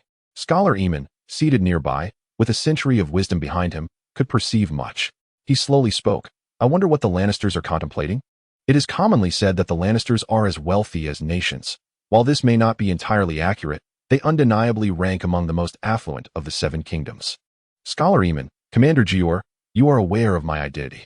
Indeed, I am a Lannister, yet my existence brings shame to the family, and my voice holds little weight. Nevertheless, I shall do my utmost to assist the Night's Watch." Tyrion chuckled self-deprecatingly at first, but ultimately spoke with sincerity. Suddenly, a series of knocks echoed from outside as Banyon pushed open the door, his head adorned with white snowflakes, his face betraying a look of urgency. "Commander, we have apprehended a deserter." Upon hearing the word deserter, Jorah and Aemon exchanged glances and promptly rose, disregarding Tyrion as they exited. Tyrion, maintaining a composed demeanor, followed suit, with Sandor trailing behind. The group swiftly arrived in the courtyard of the Black Castle, surrounded by wooden structures, where training had ceased in the yard. The instructor, Elisa, a sharp-tongued elder, was overseeing two black-clad brothers kneeling on the ground. Thorn, what is happening? Jo, braving the tempest, approached Alicia, who stood beside the two individuals kneeling on the ground. Their expressions were vacant, eyes clouded with confusion, and their pallor was alarmingly ashen. One bore numerous scars upon his body, and their disheveled hair suggested they had endured a fierce battle. The commander, Ock, had discovered these two deserters fleeing from beyond the wall during patrol. Alicia gestured towards Ock, the ranger who had been on duty that day. Ock, a robust figure, stepped forward and nodded. I found them on the western side of the wall, in a daze, shouting as I approached. By the time we brought them back, they had regained some composure, though their demeanor remained vacant. Jo Mormont, with a somber countenance, recognized one of the rangers. He was part of a trio dispatched days earlier to investigate the recent movements of the wildlings. Benson and Barry knelt before them, while the third, Rhys, was conspicuously absent. "Where's Rhys?" Jo inquired, a sense of dread creeping into his voice. "My lord commander, we did not see Rhys," came the reply. "Damn it. Rhys must have been slain by those two traitors." Alicia seethed through clenched teeth. Following Jo's assassination by the traitors, Alicia Thorne had temporarily assumed the role of commander, a sharp-tongued individual who sought to complicate Jon Snow's position, hoping to secure the command through a legitimate election. Yet, Jon had garnered the support of many through his innate charisma. At this moment, Alicia speculated that the two had indeed murdered the unfortunate Rhys. This marked the fourth group of deserters to emerge, as Aemon Targaryen's voice suddenly broke the silence from the back. The fourth group, he stated. Several deserters had already appeared, with the furthest having reached Winterfell, where Ned had executed them personally, severing their heads. What on earth has transpired? Every Night's Watch member swears an oath upon joining, and to violate this oath is to invite execution. This is indisputable.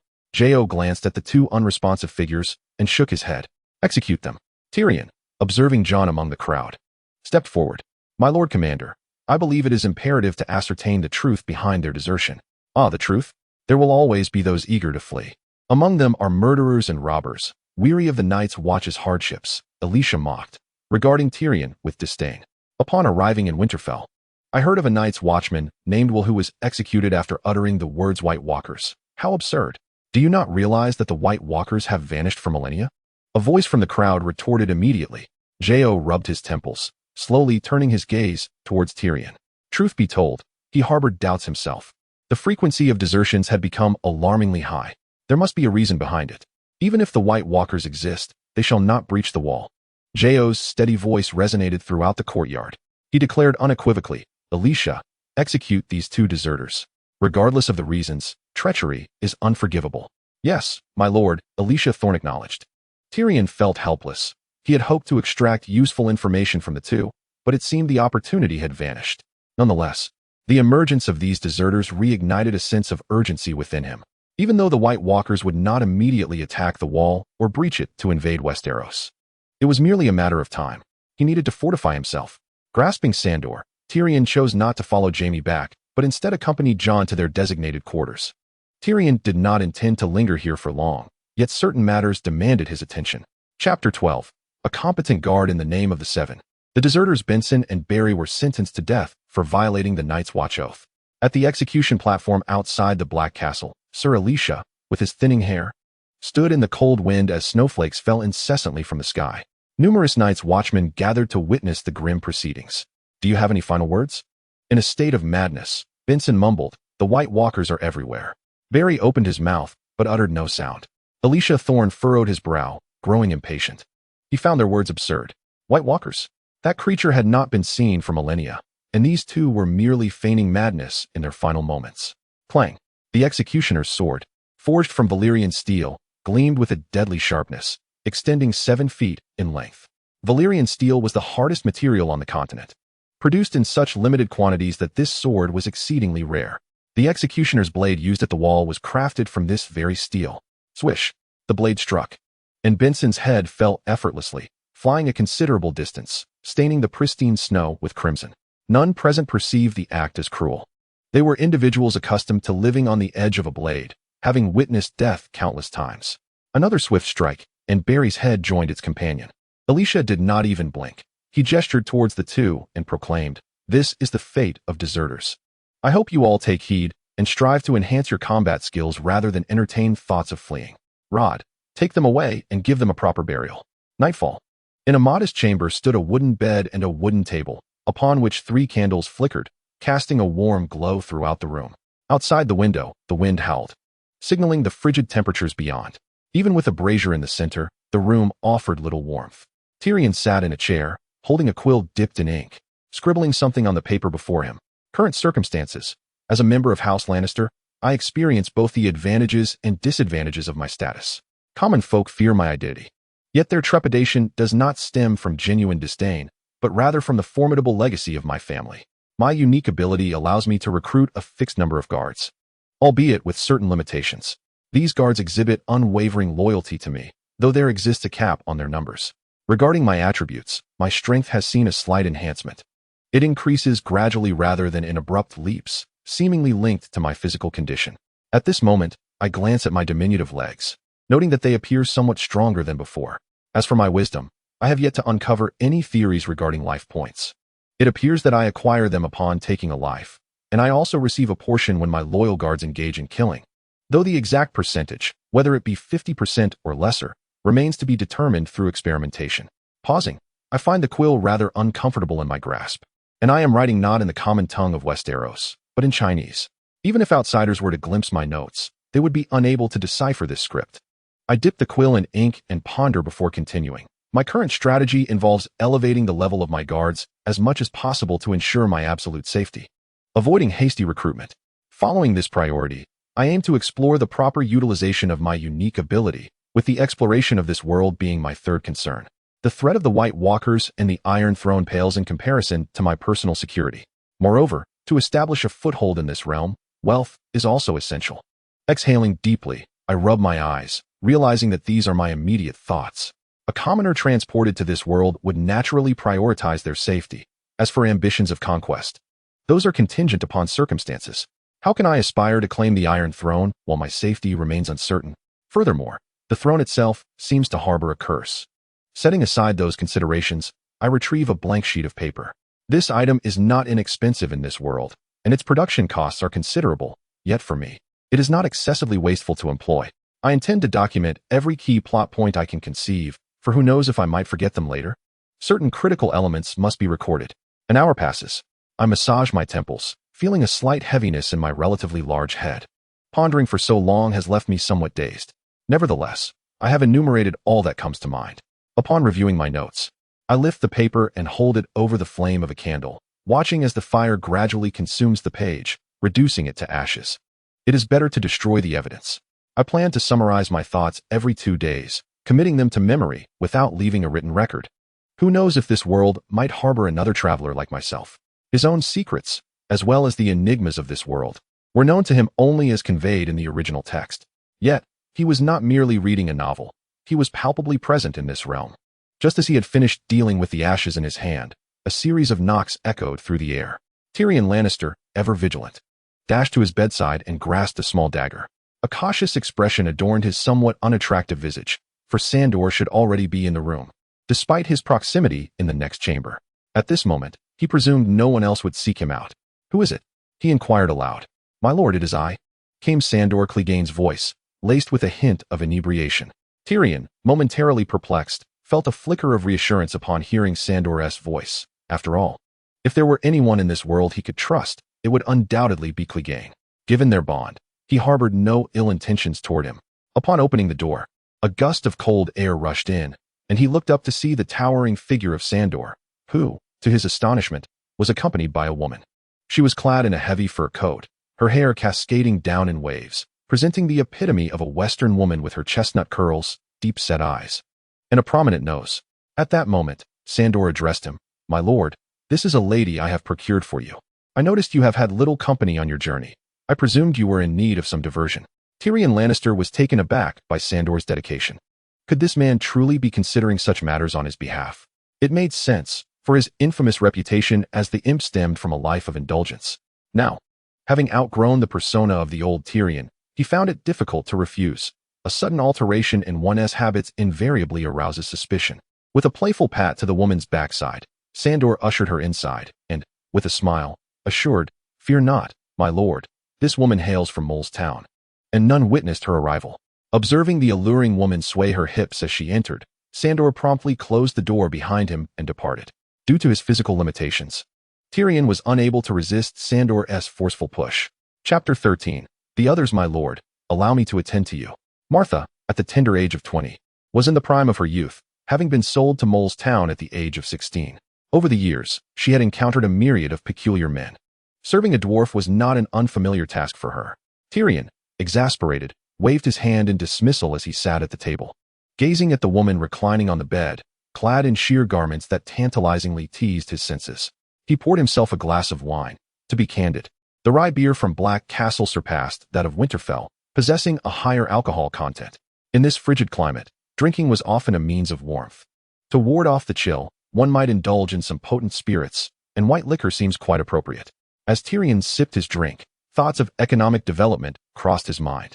In this world, he aspired to establish his own influence. Reputation and financial resources were essential components. Reputation, however, proved elusive, with suitable opportunities in short supply. Financial resources, while he was indeed a Lannister, were complicated by Jaime's oath to the Night's Watch, which ostensibly barred him from inheriting Casterly Rock. Yet, Tywin, that old curmudgeon, would never relinquish the rights to Casterly Rock. With graying hair, Tyrion pondered his predicament by the flickering candlelight, while Marcia's displeasure simmered nearby.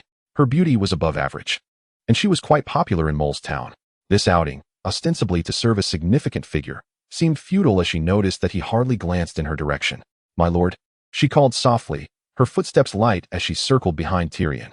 Observing his disproportionately large head, she bore no judgment. In her profession, there was little room for disdain toward anyone. Tossing her hair, she leaned closer to his ear, exhaling warmth. "Am I not captivating enough for you, my lord?" The tickle of her breath ignited a fire within Tyrion that he struggled to suppress.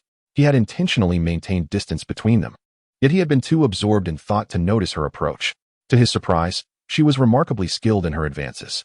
A feather-light touch grazed his heart as he glanced at her, his mismatched eyes taking in her pouting lips, an invitation to be plucked.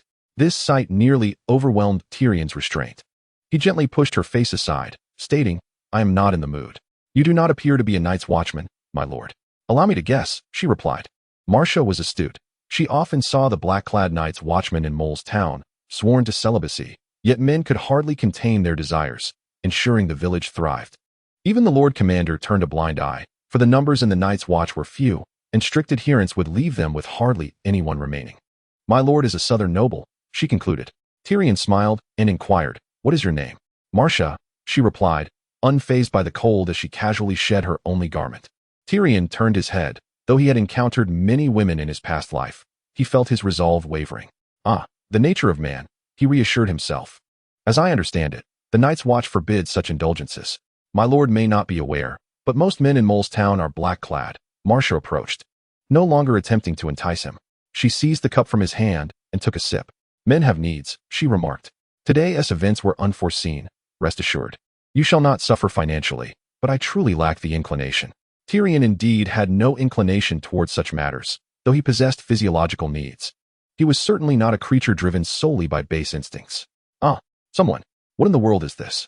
Just as the two were engaged in earnest conversation, a sudden scream pierced the air, followed by a cacophony of chaos. The door was then forcefully burst open, the wooden barrier crashing to the ground. Observing the swirling dust and the entrance of Sandor, Tyrion smiled faintly. He had previously advised Sandor to ensure his own safety. This once unruly man, under the subtle influence of the system, had grown particularly loyal to him. He turned to Sandor and inquired, "What has transpired?"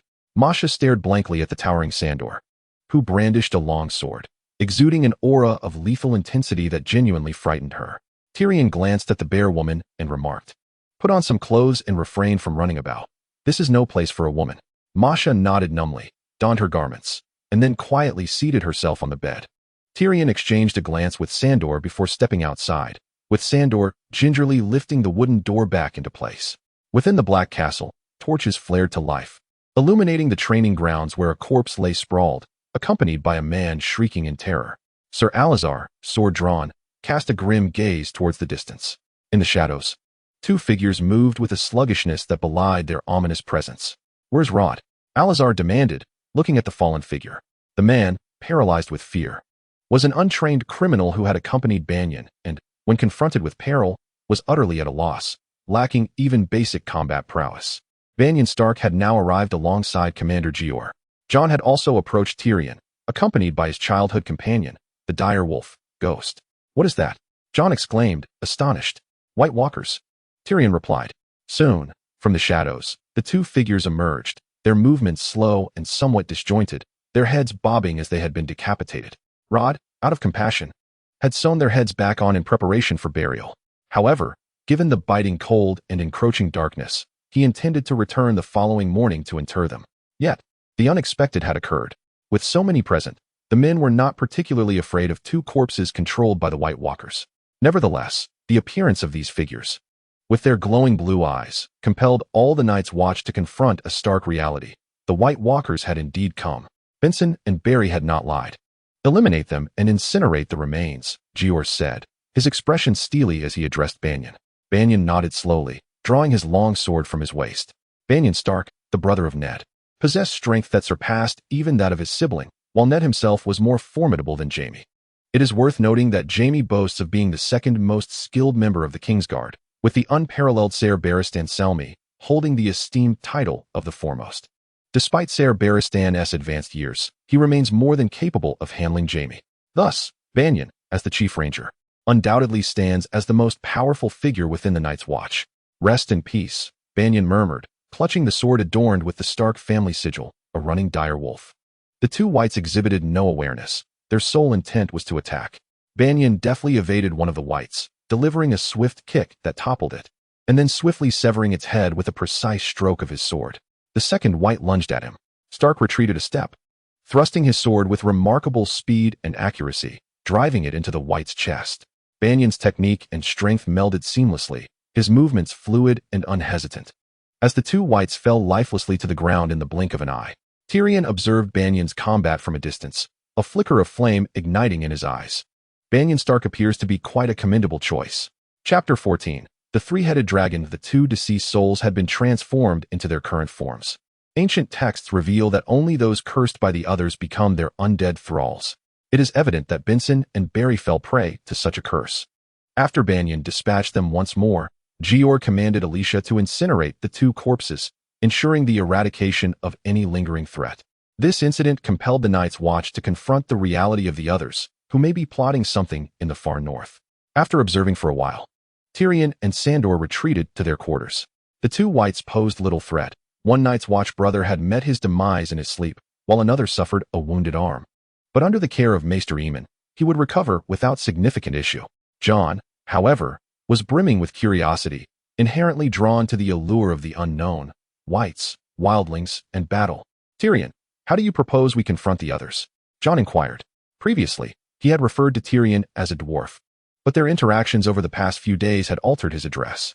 After all, he was merely a boy of 14 or 15. Regarding the means to slay the others, Tyrion recalled a vague notion. It seemed that in the original tale, Sam, that rotund fellow, had killed an other to save the girl Gilly, presumably employing obsidian. His memory was hazy, but it was likely that this was indeed the case. "Read more," Tyrion advised, choosing not to elaborate further, before gesturing dismissively and departing. Upon returning to his room, Sandor remarked, "My lord, I have repaired your door." "Thank you, Sandor, your efforts are much appreciated." Upon hearing a disturbance outside, this fellow charged in without a moment's thought, startling Tyrion in the process. Yet, it was evident that this individual harbored a profound loyalty. Meanwhile, the woman seated on the bed cast a perplexed glance at the two men. Tyrion gestured towards her and said, "You may take her away. I am not in the mood today." Sandor Clegane, bearing a burn scar on his face that rendered him somewhat fearsome, smiled faintly and remarked, "My lord, do take your rest." The woman followed him out. However, Tyrion found himself unable to succumb to slumber for quite some time. As a subtle sense of urgency enveloped his mind, the events of the day had rekindled a deep-seated feeling of crisis within him. This sense of peril was not solely derived from the threats beyond the wall, but also from his intimate knowledge of the narrative's progression and Tyrion's own tragic fate. He recognized the necessity for change. He could not tread the same path as the original character, allowing Tywin, that old wretch, to manipulate him. Yet, extricating oneself from the constraints of family is no trifling matter. Amidst this chaotic whirlwind of thoughts, he eventually drifted into a restless sleep, only to be awakened by the woman's voice, the thin walls revealing Sandor's presence next door. Thus, insomnia reclaimed him. In the frigid expanse, snow fell heavily from the sky, saturating the air with an icy chill that filled his nostrils with its sharpness. Before him lay a forest, cloaked in a shroud of white, the ground blanketed in snow. Tyrion glanced at his hands, still small, and then at the trees, noting that his height remained unchanged. A sudden roar, accompanied by a rushing sound, compelled him to gaze upwards. Against the backdrop of the cerulean sky, snowflakes danced, and a colossal figure soared aloft. Tyrion was certain it was neither an aircraft nor a bird, as no avian creature could rival such a size. He had never encountered a flying being of such magnitude. He swore to the seven that it left him utterly astounded. What realm was this? The biting cold, the sensation of falling snow, and the auditory experience rendered everything strikingly real. A serious expression adorned his rugged visage as he fixated on the singular entity in the sky. As he scrutinized the silhouette above, he was astonished to discern that this creature boasted wings measuring nearly 10 meters in span and a body of similar length. Astonishingly equipped with 3 heads. Tyrion's astonishment deepened when the creature swooped down, revealing its countenance. Its robust exterior was a deep, dark hue, and each head bore a small, protruding horn. They snarled with bared, sharp teeth, their faces compact and decidedly grotesque. Yet, it was the trio of heads that led Tyrion to conclude with certainty they were dragons. Having watched the original play, he is well aware that far across the continent of Essos, Daenerys Targaryen has successfully nurtured 3 dragons from their eggs. However, this particular dragon was never documented in the original text or the series. The 3-headed dragon charged toward Tyrion, roaring ferociously, and at the same time, the snow before him transformed into a roaring lion. Its fur was vividly defined. The lion appeared strikingly real, causing Tyrion to sit down in sheer terror at the sight before him. The 3-headed dragon's roars echoed over the lion's might, yet the lion held its head high. Undeterred by the fierce display, Tyrion Lannister, drenched in sweat, sat upright, feeling a gust of cold wind sweep through him. Shaking slightly, he realized he was still in his room at the Night's Watch castle. The table bore several burnt-down candles, and his short sword rested nearby. Was it a dream? Since arriving in this world, he seldom dreamt. After a restless night, he had managed only 4 or 5 hours of sleep, yet he found himself dreaming. Moreover, the dream felt uncannily real. The immersive sensation instilled a sense of dread within him. He had never encountered a creature like a dragon, and the vividness of this dream was astonishing. Was this dragon, with its 3 heads, a grotesque aberration? Shouldn't a dragon possess but a single head according to conventional understanding? Pondering this, Tyrion glanced around the room, picked up a cup of ale resting by the bedside, and took a sip of the rye beer, the chill invigorating his senses. However, the quality of his sleep had left him feeling rather fatigued. Knock, knock. A voice called from outside the door. "My lord, I have brought you some breakfast." It was Sandor. Given his vigorous revelry the previous day, it was surprising he had risen so early. Reflecting on Sandor's imposing figure, Tyrion offered a brief moment of silent tribute to the girl he had been with the night before. He swiftly donned his clothing, having been clad in a thin nightgown for sleep. The fire in the room had long extinguished, and the morning's cold air seeped through the window's crevices. He replied simply, "Just a moment." Wrapping himself in a fur coat, he opened the door. Outside, snow had fallen throughout the night, blanketing the already deep layer of snow in fresh white. Sandor appeared invigorated, clad in mail, and wielding a long sword, his scarred visage lending him an intimidating presence. As the door swung open, a chill rushed in, prompting Tyrion to shiver and usher him inside. Sandor held a large platter laden with bread, crispy bacon, and roasted sweet potatoes. Resources at the Night's Watch were scarce. Not only were there few men, but supplies were also tightly constrained. Thus, the weakened state of the Night's Watch was not merely superficial. They truly struggled to regain strength. Chapter 15. Upon the Wall, Go, National Team. After breakfast, Tyrion ventured to the place where ravens were fed, where he found Maester Aemon Targaryen engaged in the task of feeding the birds. After being domesticated, ravens have long been employed as messengers, akin to the carrier pigeons known to Tyrion. Carrier pigeons find their destination through the secretion of pheromones, whereas ravens exhibit a more enigmatic nature. They appear to possess a modicum of intelligence, though not of the highest order, and are capable of remembering locations, thereby ensuring they do not err in their deliveries. Numerous legends surround these ravens, though their credibility is highly questionable. Lord Tyrion inquired about the precise number of inhabitants in the Black Castle, or rather, the total count of the Night's Watch. Observing the raven confined within the cage, its ebony feathers matched the attire of the black-clad men aptly. The Black Castle houses 600 men, with 200 stationed to the west and another 200 to the east, totaling fewer than 1,000. Scholar Maester Aemon did not conceal this information. Tyrion's status precluded any fear of leaks, and revealing such details might serve to communicate with the king. Perhaps it is also quite challenging for Tyrion to encounter King Robert. Oh, the Seven Hells. Such a vast wall, and yet only so few men, Tyrion mused. Feeling a chill upon hearing this figure from Maester Aemon, it is vital to recognize that the army of the others comprises thousands, and with the wildlings preparing to march south, it spells disaster for the Seven Kingdoms. The forces are woefully inadequate. We have communicated with King Robert, but invariably, they remain indifferent to the threats beyond the wall. The others and wildlings are dismissed as mere fantasies, as they indulge in the allure of the Iron Throne. Maester Aemon Targaryen, brother to the mad King Aerys, voluntarily joined the Night's Watch to avoid obstructing Aerys' ascension. Now, with the Targaryen family decimated and the bloodline of House Targaryen scattered, he steadfastly guards the wall. Lord Tyrion, what brings you here? Do not speak to me of fanciful tales. I shan't be deceived. Of course, if you prefer silence, I shall consider my inquiry unasked.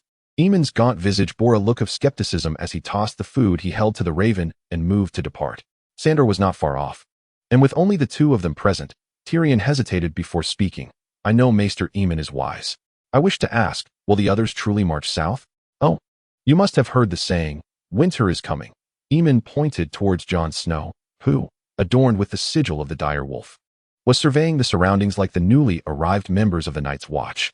By the gods, this is the kingdom's first line of defense, an excellent bastion. The Night's Watch shall withstand the pressure.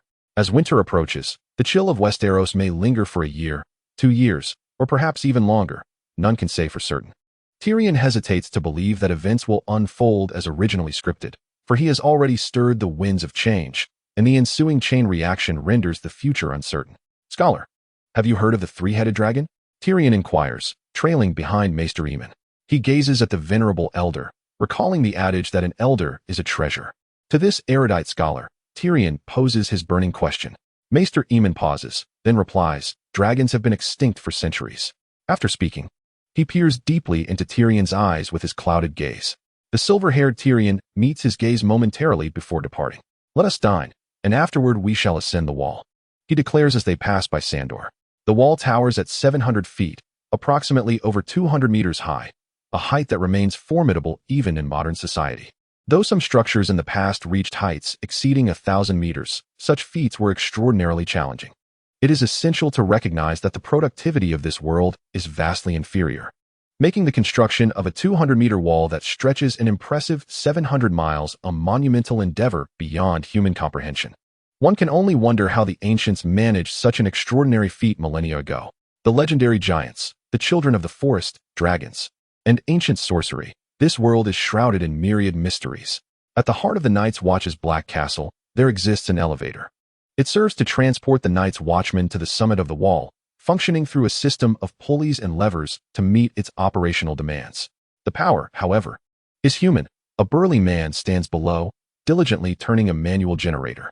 Tyrion first exchanges greetings with Commander Jorah Mormont before following Sandor to the elevator's entrance. The elevator, constructed entirely of wood, is propelled along its tracks by gears, with its framework also fashioned from timber. Observing this ancient apparatus, Tyrion feels a twinge of apprehension. Could this contraption be prone to malfunction? Nevertheless, he ultimately joins Sandor aboard, as he watches the black-clad brothers laboring to rotate the mechanism. The elevator beneath him begins to creak and groan. Tyrion grips the wooden railing tightly with his small hands. My lord, are you afraid of heights? Sandor inquires, standing firmly while noticing Tyrion's slight unsteadiness. The hound, it seems, fears nothing but fire. Do you not think this contraption is rather unsafe? Tyrion exhales deeply, but as the elevator gains speed, its stability reassures him considerably. How could it be? The Night's Watch has existed for millennia, and this mechanism has functioned flawlessly throughout the ages, so rest assured, my lord. However, just because it has persevered for centuries does not guarantee against unforeseen events. Tyrion chose not to respond. He would not engage in an argument with the hound, for his life was far too precious. Regardless of his fears, they had arrived at the heart of the wall, where gazing downwards revealed the black castle shrouded in smoke, as if preparing a meal. Through the gaps in the railing, due to his height, he could see Jon practicing with a longsword. One must admit, Jon's prowess was impressive. He had just witnessed him deftly disarm an opponent with a powerful strike. The hound remained expressionless. The railing was just high enough to reach the crown of Tyrion's head, compelling him to peer through the fractured slits to glimpse the outside world. In the distance lay desolate ground, the area south of the wall. The north is vast, yet much of it lies fallow, perpetually covered in snow, rendering the soil nearly impossible to cultivate. From his elevated vantage point, the land appeared draped in a white shroud. Even though winter had yet to descend, as summer was still lingering, Tyrion surveyed the majestic landscape, tightening his cloak against the chill. After approximately 20 minutes, the lift finally reached the summit. Sandor opened the small gate in the railing, and the two men stepped outside. Chapter 16. Bran Stark. Tyrion and Sandor trudged through the thick snow, which had become remarkably firm underfoot, indicative of diligent maintenance. Along the snow walls, remnants of torches lingered, some still aflame, unaffected by the snow, highlighting the frigid temperatures. By the 7, this place is utterly breathtaking. As Tyrion stepped upon the crunching snow, he approached a beacon wall. The entire wall was constructed of enchanted ice, and with the frequent snowfall, a layer of snow blanketed its surface. Indeed, without proper upkeep, traversing the wall would be impossible. Standing upon a low parapet, he gazed southward. Here, there was neither smog nor pollution. His vision remained untainted by nearsightedness, allowing him to see for miles. "I can almost see King's Landing," Sandor jested. Of course, this was a mere jest. It was common knowledge that not only was King's Landing far from reach, but even the nearest Winterfell was nearly 5 days' journey. 100 kilometers away, far beyond the capacity of the human eye. In a former life, Tyrion had once ridden a Ferris wheel, surveying the entire city and basking in its splendor and allure. Now, standing atop the wall, he experienced something entirely different, an ethereal sensation. He inhaled the crisp air, tightened his belt, and declared, "I shall make my mark here and leave my footprints." Sandor, observing his lord's antics, could not help but chuckle. Standing atop the highest point, the exhilaration of relieving oneself was indeed palpable. Tyrion fastened his trousers, having just felt the piercing cold. The temperature here must be well below 30 degrees. It was said that some of the Night's Watch, while patrolling up here, had suffered frostbite or even met their demise from the bitter chill. This was not mere hearsay, but a grim reality. Just a few years prior, a brother in black had perished here. To the north lay the realm of the wildlings. On the opposite side, a different vista unfolded. Gazing south, one could see an expanse of desolation, barren and devoid of human presence. Beyond the wall to the north lay a snowy terrain, followed by vast stretches of forest. The primordial woods stretched for miles, appearing as a sea of trees. The perpetual snow, when viewed from atop the wall, rendered the landscape eerily silent, akin to a celestial paradise. Was this truly the expanse beyond the wall? I had once heard from the elders of King's Landing that the land beyond the wall was the most treacherous, inhabited by countless otherworldly creatures. Sandor Clegane spoke up. Tyrion wiped the mucus from his nose. Astonishingly, it had frozen. He instinctively adjusted his fur coat. Despite being heavily clad, the biting cold was relentless. The two men now stood upon the frozen ground. "Lord Tyrion," a voice rang out, as the black-clad Ser Brynden Stark approached from the western side of the wall. This was the first Night's Watchman they encountered upon ascending the wall, a clear indication of the dwindling numbers in the Night's Watch. Ser Brynden Stark, with resolute eyes and a lean frame, nevertheless exuded an aura of strength. His brown curls were partially concealed beneath a hat, speckled with white frost. "Is there not a unique perspective to behold the realm from such heights?" he remarked, glancing at the diminutive figure of Tyrion. The wall, the tallest edifice in the Seven Kingdoms, served as the final bastion defending the realm. Standing here, I felt a swell of pride. "Ha, Ser Stark. I wonder if you harbor any insights regarding the others." The two engaged in light-hearted banter, exchanging compliments, until Tyrion deftly redirected the conversation to his pressing inquiry. "I intend to venture north shortly to investigate matters further." As the chief ranger, Brynden was the most fitting choice for such an expedition. He was an exemplary warrior, having spent years on missions beyond the wall, well acquainted with its terrain. Not only was he tasked with scouting for the others, but a few days prior, word had spread among the brothers of the gathering wildlings in the north. A shadow of concern filled Brynden's eyes. The commander had shared similar sentiments upon receiving the news. Everyone was apprehensive that something dire was imminent, yet the Night's Watch remained in the dark. Thus, it was decided that he should be sent to ascertain the situation. Commander Giamormont has resolved to personally lead a contingent of 200 men deep into the wilderness in the near future. To passively await the onslaught of the wildlings would undoubtedly leave them underprepared. It is far more prudent to strike preemptively, catching them off guard. Tyrion, however, is acutely aware that Banion's departure may be irrevocable. His prolonged absence suggests he will not return for a considerable time. Ultimately, he perished in a bid to save Jon. Harboring many secrets of his own, where has he been during his long absence?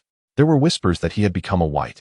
Having witnessed Banion's formidable skills, Tyrion is deeply reluctant to allow him to venture north. This journey could very well lead to his demise. Banion. Winter is approaching. Tyrion sits against the wall, turning to observe Banion, who has also crouched down. Momentous events are imminent, and I implore you to contemplate this expedition with great care. Momentous events? Unlike his brother Ned, Banyon Stark bears little malice towards the Lannisters. I have a premonition. Ha ha ha. My lord Tyrion, do you possess magic? Banyon, in jest, remains unconvinced. Tyrion feels a wave of frustration. Such rhetoric may deceive the uneducated denizens of Westeros, but the well-educated nobility are far less susceptible to persuasion. Let me be frank. You are likely to encounter peril on this journey. The Night's Watch fears not death. In fact, death may serve as our liberation. Banyon rises, his tone resolute. He holds his beliefs in high esteem and remains steadfast to his vows, much like Ned, who values honor above all. I understand that convincing you is a formidable task. Sandor, hand me the item. Tyrion gestures to Sandor, who retrieves a jet-black dagger from his cloak. Its gleaming surface akin to obsidian. What is this? Banyon gazes quizzically at the object in Sandor's hand. An obsidian dagger. Tyrion takes it and continues. I acquired this dagger from Maester Aemon. I know I cannot sway you. You and your brother Ned are men of your word, and I do not harbor hopes of persuading you. Had I not encountered Banyon, I would have sought this out independently, but fate has aligned our paths. This is the obsidian I requested from Maester Aemon earlier. According to ancient texts, obsidian can slay whites, a truth depicted in both the original literature and the adaptation. Thus, by entrusting this to Banyon, Tyrion hopes for his survival. He requires Banyon. Indeed, he requires the Night's Watch. I do not seek your trust, but you must carry this dagger. It can kill whites. Should you return alive, I believe we can engage in a more fruitful conversation. Chapter 17. Jon Snow. The Night's Watch is a diverse assembly, where those who arrive at the wall are often burdened with the weight of a life taken or seeking to escape their transgressions. Few among them hail from noble lineage. The living conditions here are far from ideal. The environment is harsh, and resources are scarce, resulting in a stark contrast to the disciplined soldiers Jon had once envisioned. Yoren, a recruiter for the Night's Watch, serves as their eyes and ears. He is a hunchbacked figure, notably unattractive, perpetually exuding an unpleasant odor, his hair unkempt and filthy. Jon has always shared a close bond with his uncle Benjen, who harbors a particular fondness for him. Each time Jon returns from the wall, he dreams of donning the black garments and safeguarding the realm. Yet, the disparity between dreams and reality often reveals itself. He once believed that all members of the Night's Watch possessed the same dignity and honor as Benjen, but his encounters with these men have shattered that illusion. The squalor and stench that permeate the place have left a profound psychological impact on him. On the training grounds, Ser Alliser Thorne, a balding man with scant hair, stands stern-faced, clad in chainmail and a black fur cloak. Each member of the Night's Watch is adorned with a similar cloak, made from the pelts of bears and various other creatures, reeking of their foul origins, an entirely different experience from the clothing Jon wore in Winterfell. In the depths of despair, one would willingly don even the most repugnant furs to stave off the cold. You are here because of your crimes, fleeing the justice of the realm. Some seek to avoid losing limbs, others their very lives, Ser Alliser declares, casting a glance at Jon as he adds, and of course, there are bastards among you. Among the 10 newcomers, 6 or 7 are indeed criminals, and while his statement holds truth, there are others like Samwell Tarly, the stout lad beside Jon, who come willingly or to escape family obligations. Upon hearing Alliser's words, Sam offers reassurance to Jon. Don't take it to heart. The two have formed a bond over these past few days, with Sam being a timid soul, often finding comfort in Jon's company. I care not where you hailed from. Now that you stand upon the wall, your mission and life are entrusted to the 7. This is a noble calling. We shall guard the wall, protected by the grace of the 7. Although this sentiment has been expressed before, Ser Alliser, the bald tyrant, continues to unload a barrage of drivel. Jon's gaze remains fixed on Alliser, accustomed to the derision of others due to his lineage, believing he had grown accustomed to such scorn. In truth, he was not. For at that moment, he was seething with anger. "We shall proceed with the training," Jon interjected, asserting that such rigorous training served no purpose. He did not intend to oppose him. Rather, he had been trained by the instructors of Winterfell since childhood. Although he could not match Robb, he was certainly capable of engaging in practice. Apart from Catelyn's evident disdain for him, Robb Stark, along with Bran, Rickon, and even Arya, who shared the closest bond with him, were all more than willing to spend time with Jon. "Oh," Alazar raised an eyebrow, mocking the slender figure of Jon. "I am uncertain if you possess the ability to fight. However, if you believe you can, Pip, you may attempt to face him." As he spoke, he moved to the other side, retrieving 2 wooden swords and tossing them to the ground. Pip, who had arrived at the wall slightly earlier than Jon and was more robust, stood up upon hearing Alazar's words. He had already grasped some combat techniques. Yet he still fell short compared to a competent ranger. "Do not be overly excited, Snow," Sam remarked with a worried expression on his chubby face, recognizing Alazar's intention to humiliate Jon. From the very first day, Alazar had referred to Jon as Lord Snow, a title laden with derision. "What are you afraid of?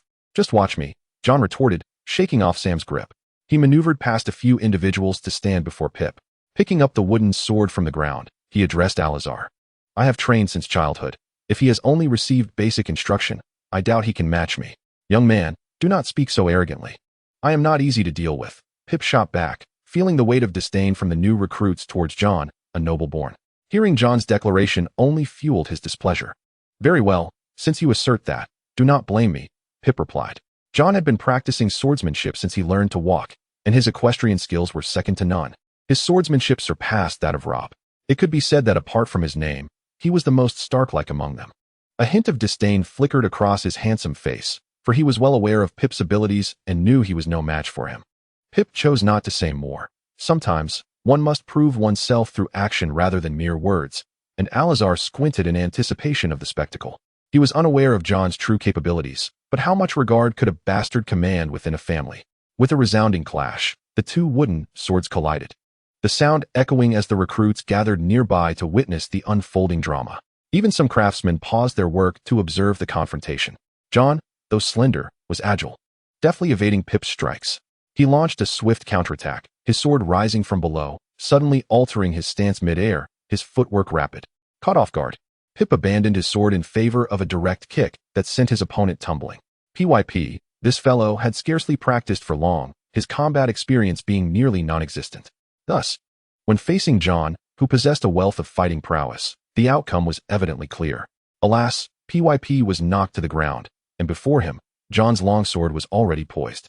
"Sir Alliser, I mentioned that PYP might not be my match," Jon stated, sheathing his wooden sword while casting a glance at Alliser, whose expression bore a hint of dismay.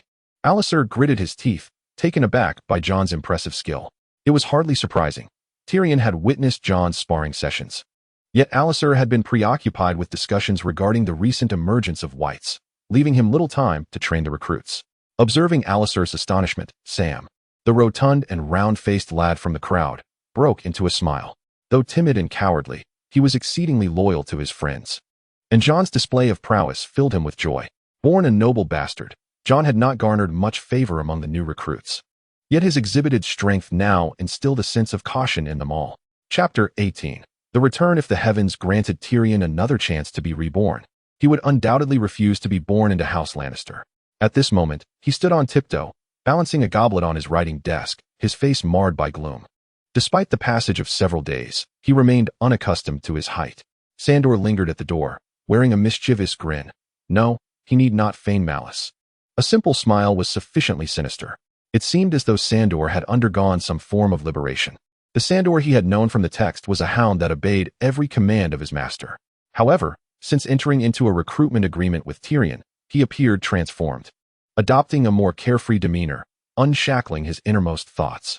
Tyrion often spoke profound musings, whether in soliloquy or in dialogue, imparting wisdom that resonated deeply with Sandor.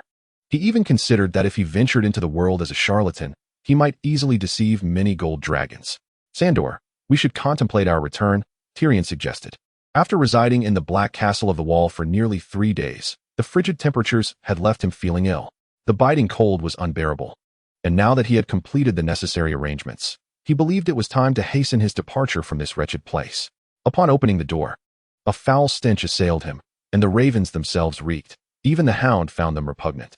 "My lord, shall we return directly to King's Landing?" Sandor inquired. "Indeed.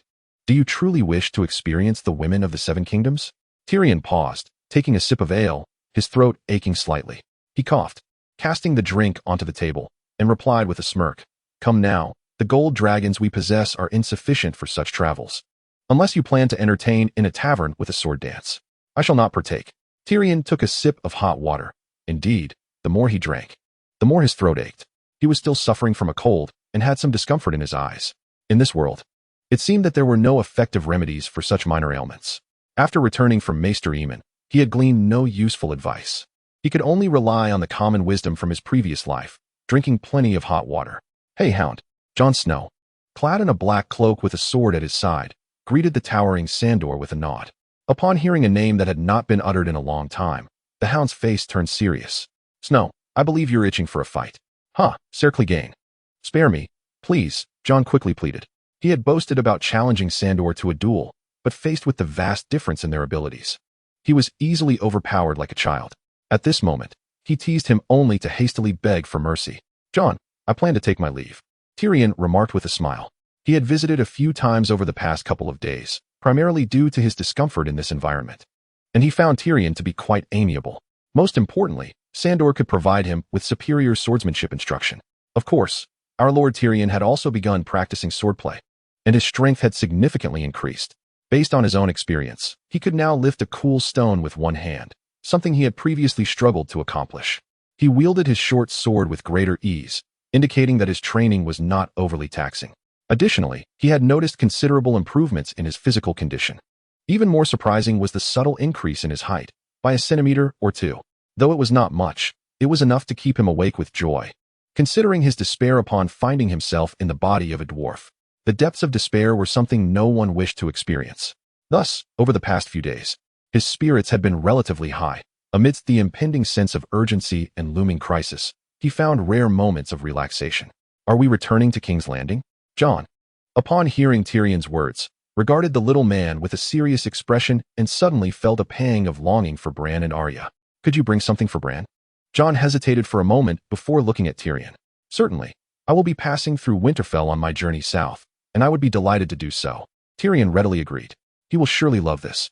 Jon produced a small trinket from his pocket, a transparent stone found at the wall that glowed at night. "Quite a marvel. I found it while patrolling with Samwell. I believe he will adore it."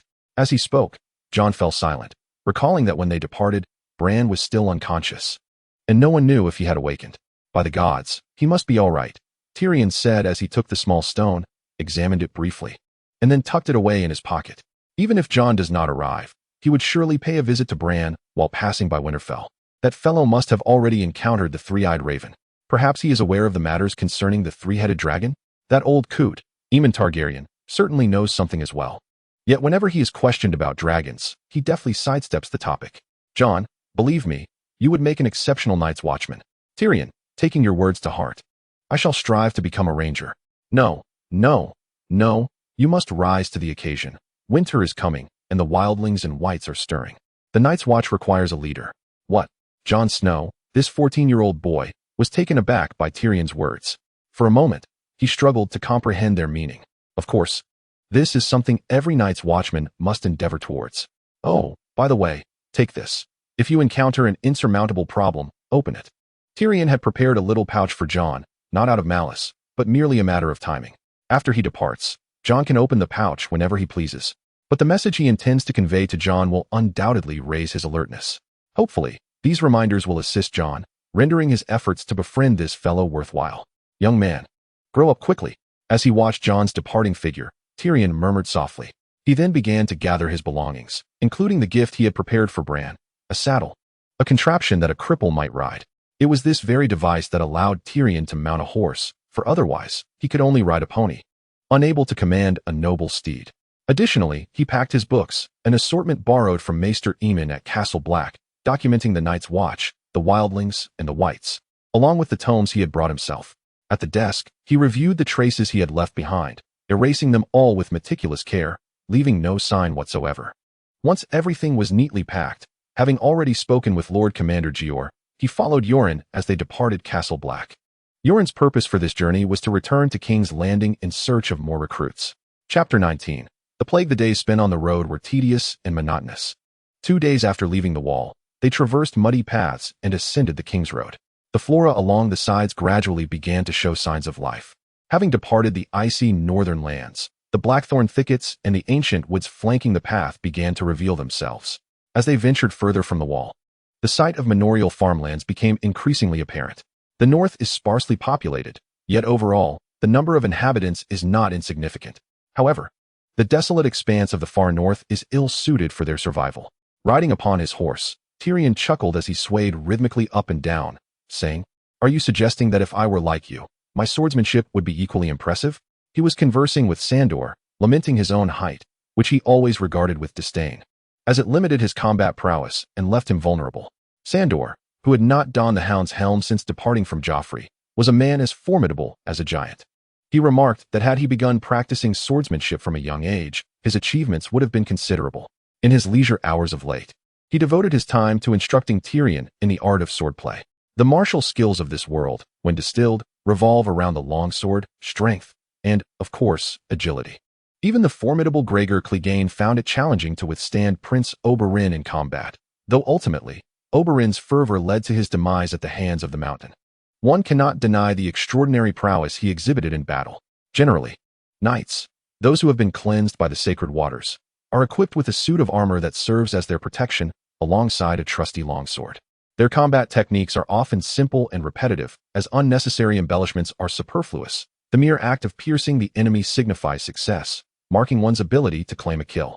"My lord, your understanding of swordsmanship is indeed remarkable," spoke the hunchbacked Yoren, clad in black, who now rode alongside Tyrion to his right. His countenance was exceedingly unappealing, even to Tyrion's discerning eye. Hearing Yoren's comment, Tyrion replied, "I have heard that Rhaegar Targaryen was a valiant knight of great strength." A glimmer of reminiscence crossed Sandor Clegane's eyes as he recalled his brother, Gregor, known as the Mountain, who had been knighted by Rhaegar. In a tragic twist, the Mountain ultimately brought about the demise of Rhaegar's wife and children.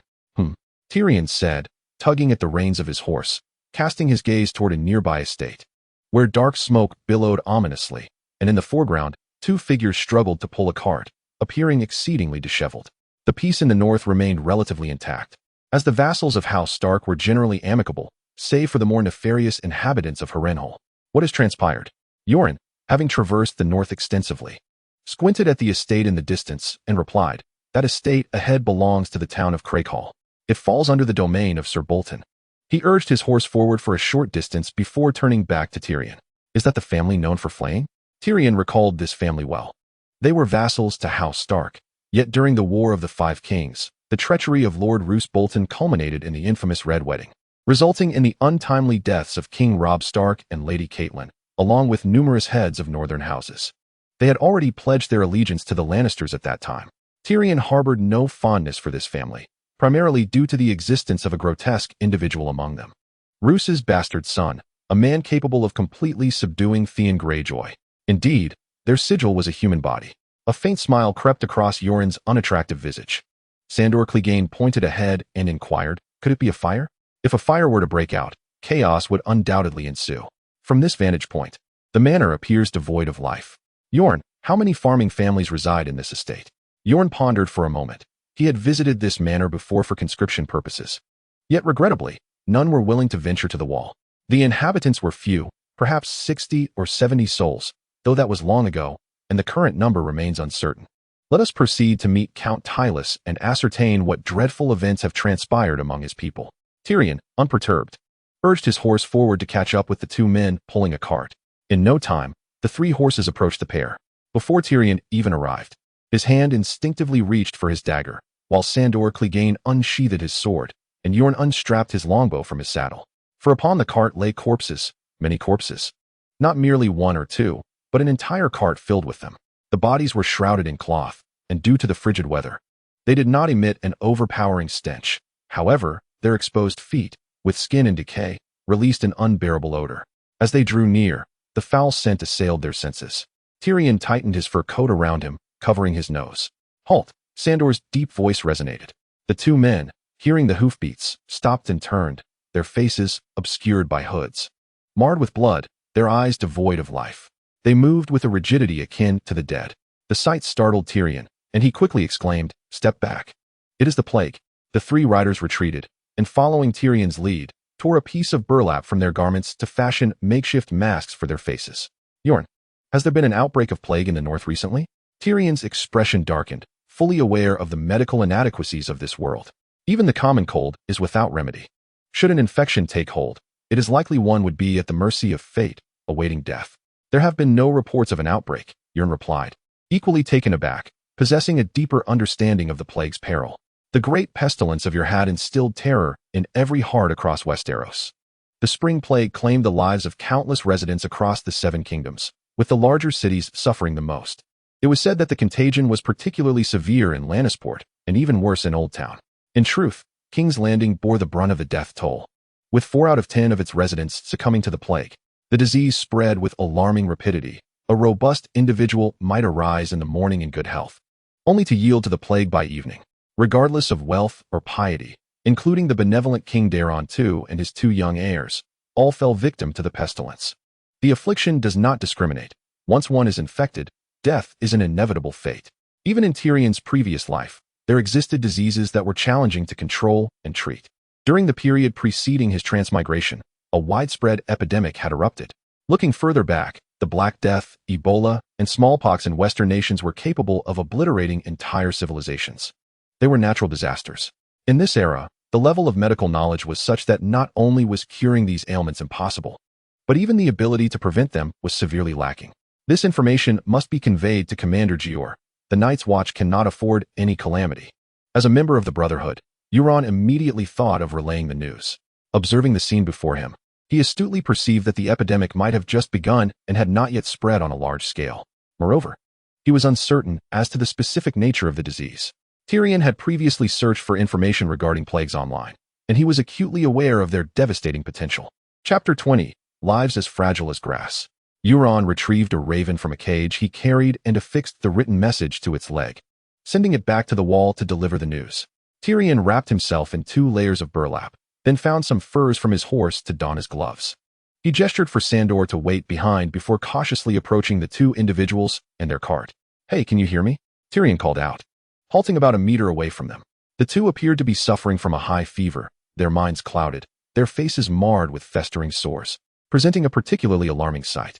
One of them, upon hearing Tyrion's voice, reached out a hand, which was similarly covered in grotesque lesions. This appeared to be smallpox. Tyrion attributed his knowledge of this disease to the numerous historical novels he had read in his past life, particularly in stories of transmigration to ancient times. He distinctly recalled researching smallpox and the cowpox vaccine after encountering such plots. At that moment, he felt fortunate to have been born in an era of advanced medical knowledge. The symptoms of smallpox closely resembled those displayed by the 2 individuals: severe systemic poisoning and the emergence of pustules, culminating in scabbing, shedding, and leaving behind pockmarks. In severe cases, the body could become grotesquely disfigured, a sight most repulsive.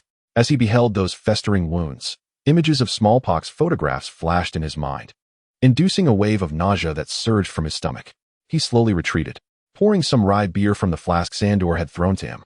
He noted that while the alcohol content was low, it could still serve a disinfecting purpose. There was no doubt, an epidemic was indeed upon them. "My lord, have you encountered this disease before?" The smallpox virus can survive in extremely cold regions, yet, generally speaking, if temperatures drop to a certain point, the virus struggles to endure. However, they were still some distance from the far north, and given that it was summer, even the temperatures in the eternal winter of the north hovered around 0 degrees. In this temperature, the smallpox virus can indeed survive. After Tyrion finished disinfecting, he turned to Yoren and inquired slowly, "Is this place far from the Castle of Horrors?" "My lord, behold," Yoren replied, "we are currently near Long Lake.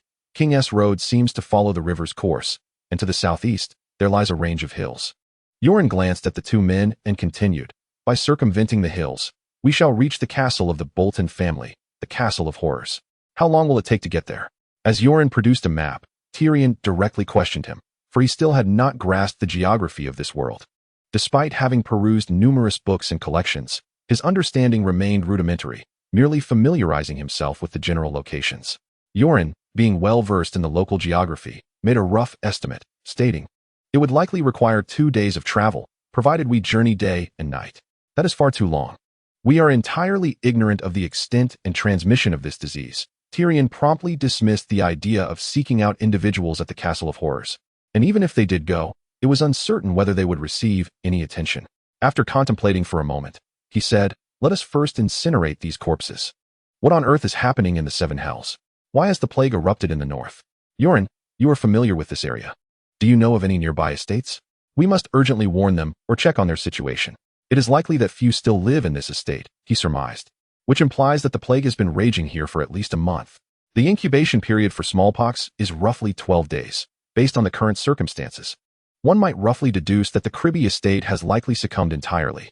"Very well, my lord, I shall heed your directives." "My lord, what shall we do about those two?" Sandor hesitated and asked, for in former times, a hound would never have posed such a question. He regarded human life as trifling.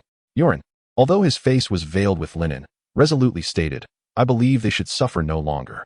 If that is the case, why not allow them to meet the old gods? It would be a form of release. In truth, even without intervention, the two of them would not survive much longer." Tyrion silently mused, yet upon hearing Yoren's words, he suddenly realized how in the Black Castle, he had almost forgotten that the common people of this era were treated as mere fodder. They were the ones who suffered the most. The powerful waged war after war for the Iron Throne, while the farmers had no control over their fates. One moment, they might be discussing their children's future marriages, and the next, a cold arrow could pierce their skull. Here, a truth was vividly illustrated. One can never predict whether calamity or tomorrow will arrive first. Suddenly, Tyrion declared, "I shall take care of them. You go gather some firewood for cremation." Sandor cast a glance at his lord, uttering not a word, and turned to seek firewood. Meanwhile, Euron was somewhat taken aback. This little imp from the Lannister lineage was someone he held in contempt. Yet at this moment, the resolve and composure displayed by this half-man compelled him to reassess his perception. Nobility has always disregarded the lives of common folk, a truth Euron was acutely aware of. Having incurred the wrath of a nobleman himself, and thus sought refuge among the Night's Watch to preserve his own limb. However, the act of personally slaying a living being was typically reserved for those trained in the art of combat or knights. Nobles often preferred to operate from the shadows. After issuing his commands, Tyrion drew his dagger from his belt, hesitated for a moment, then sheathed it once more. The contagion spread through blood, saliva, and even the air shared with an infected individual could lead to transmission. Should he pierce the throats of two individuals with the dagger, the blood would vaporize into the atmosphere, heightening the risk of contagion. Moreover, the dagger would be rendered useless thereafter.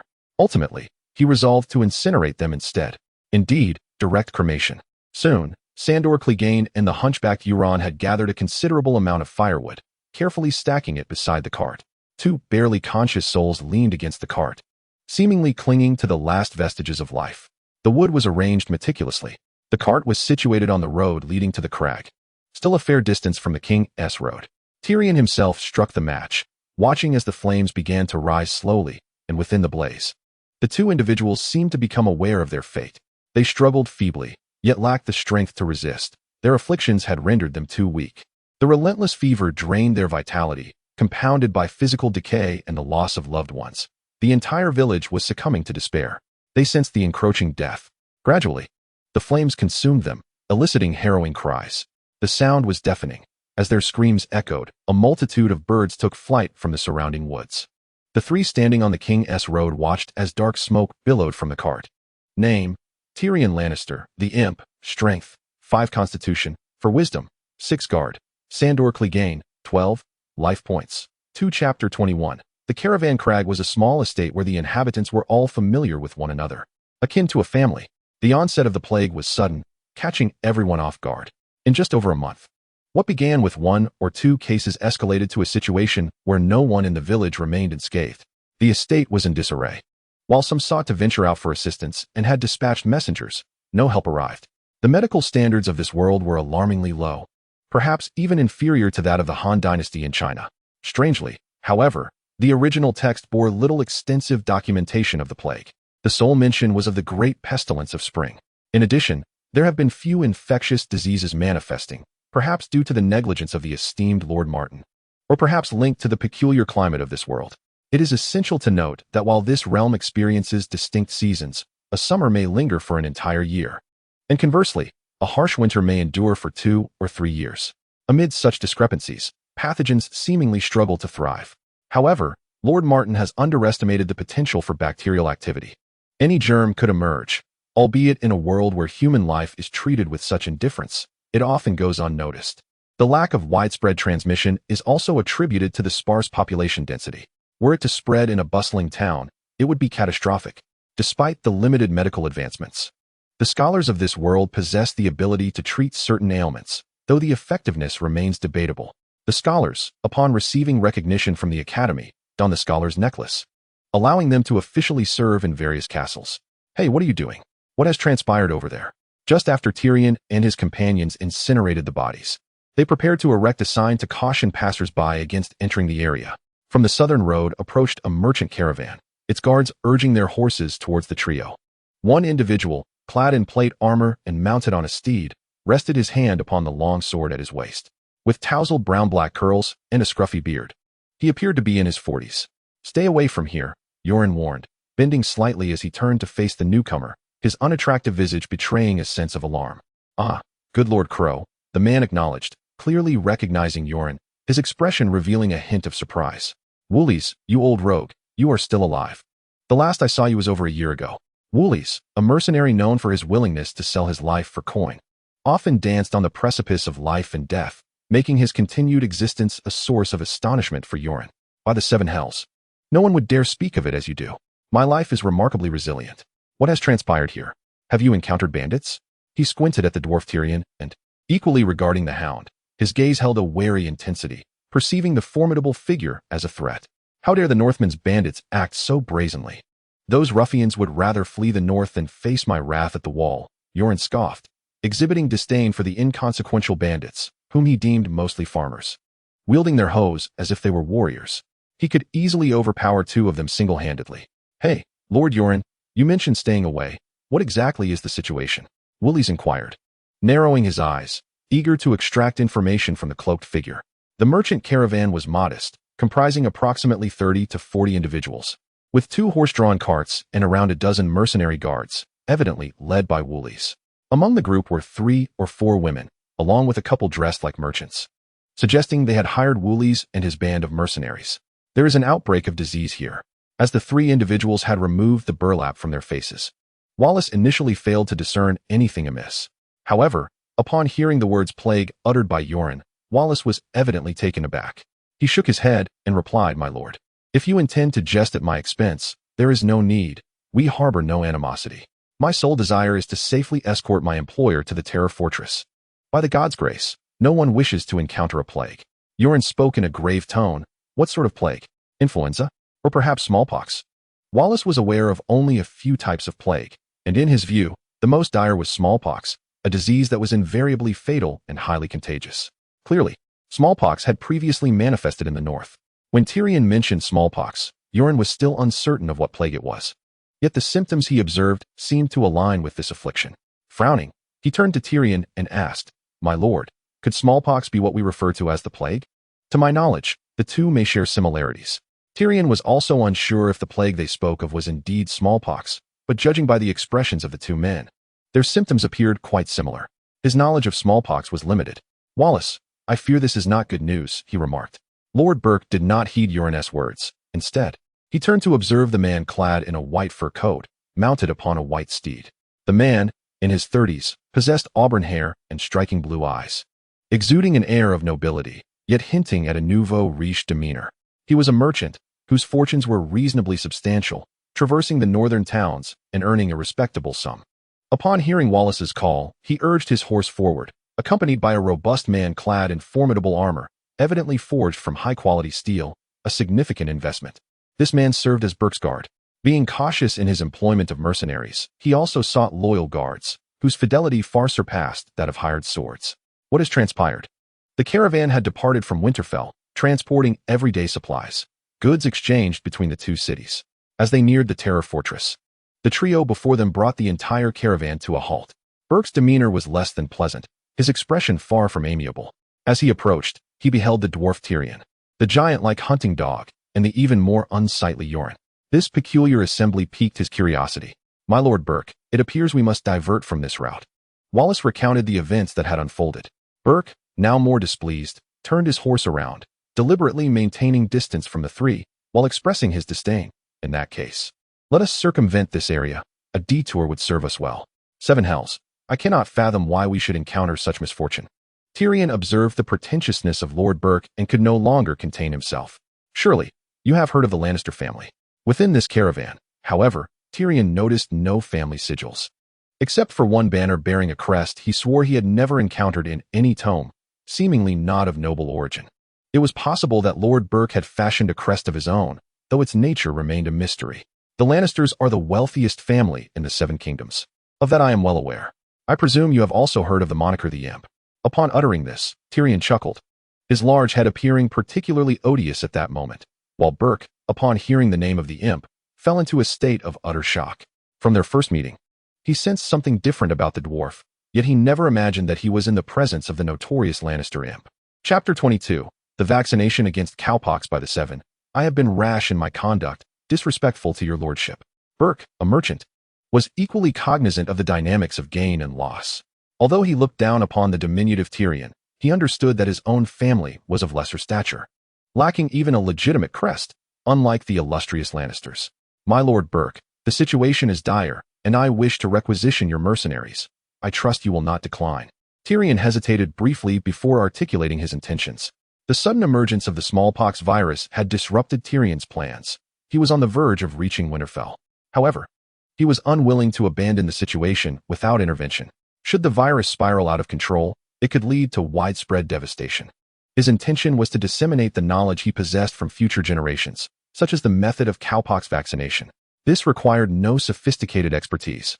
He merely needed to relay the technique in simple terms. As for the issue of treatment, he was not a physician, and it was unnecessary for him to engage closely with the afflicted. His prior experience of incinerating corpses alongside Euron had already exceeded his comfort level.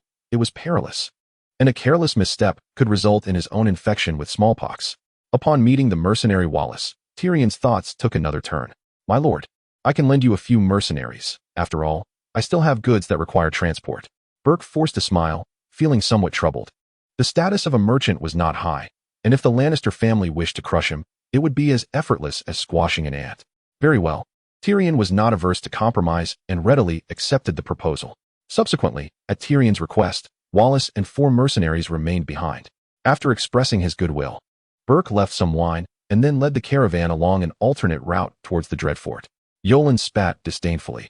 He held a profound contempt for these merchants, whose slick appearances were utterly repugnant to him.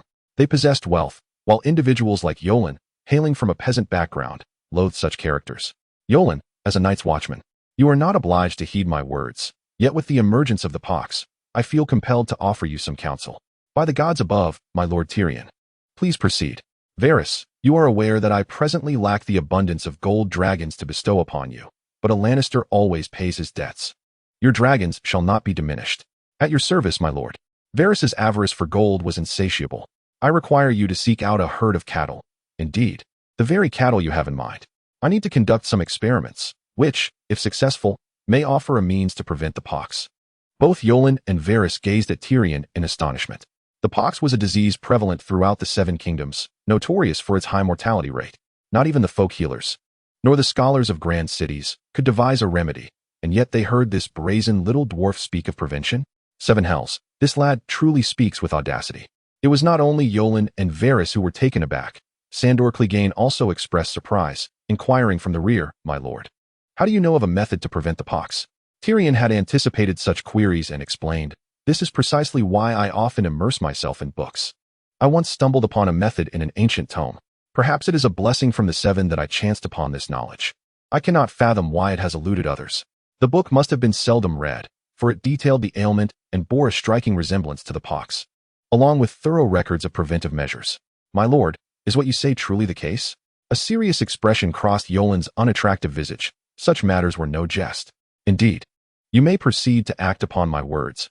I shall bear responsibility for any consequences. Tyrion maintained a solemn demeanor, unwilling to allow them to perceive him as boasting. He intended to disseminate this knowledge rather than engage them in debate. He could not guarantee its efficacy, but it warranted an attempt.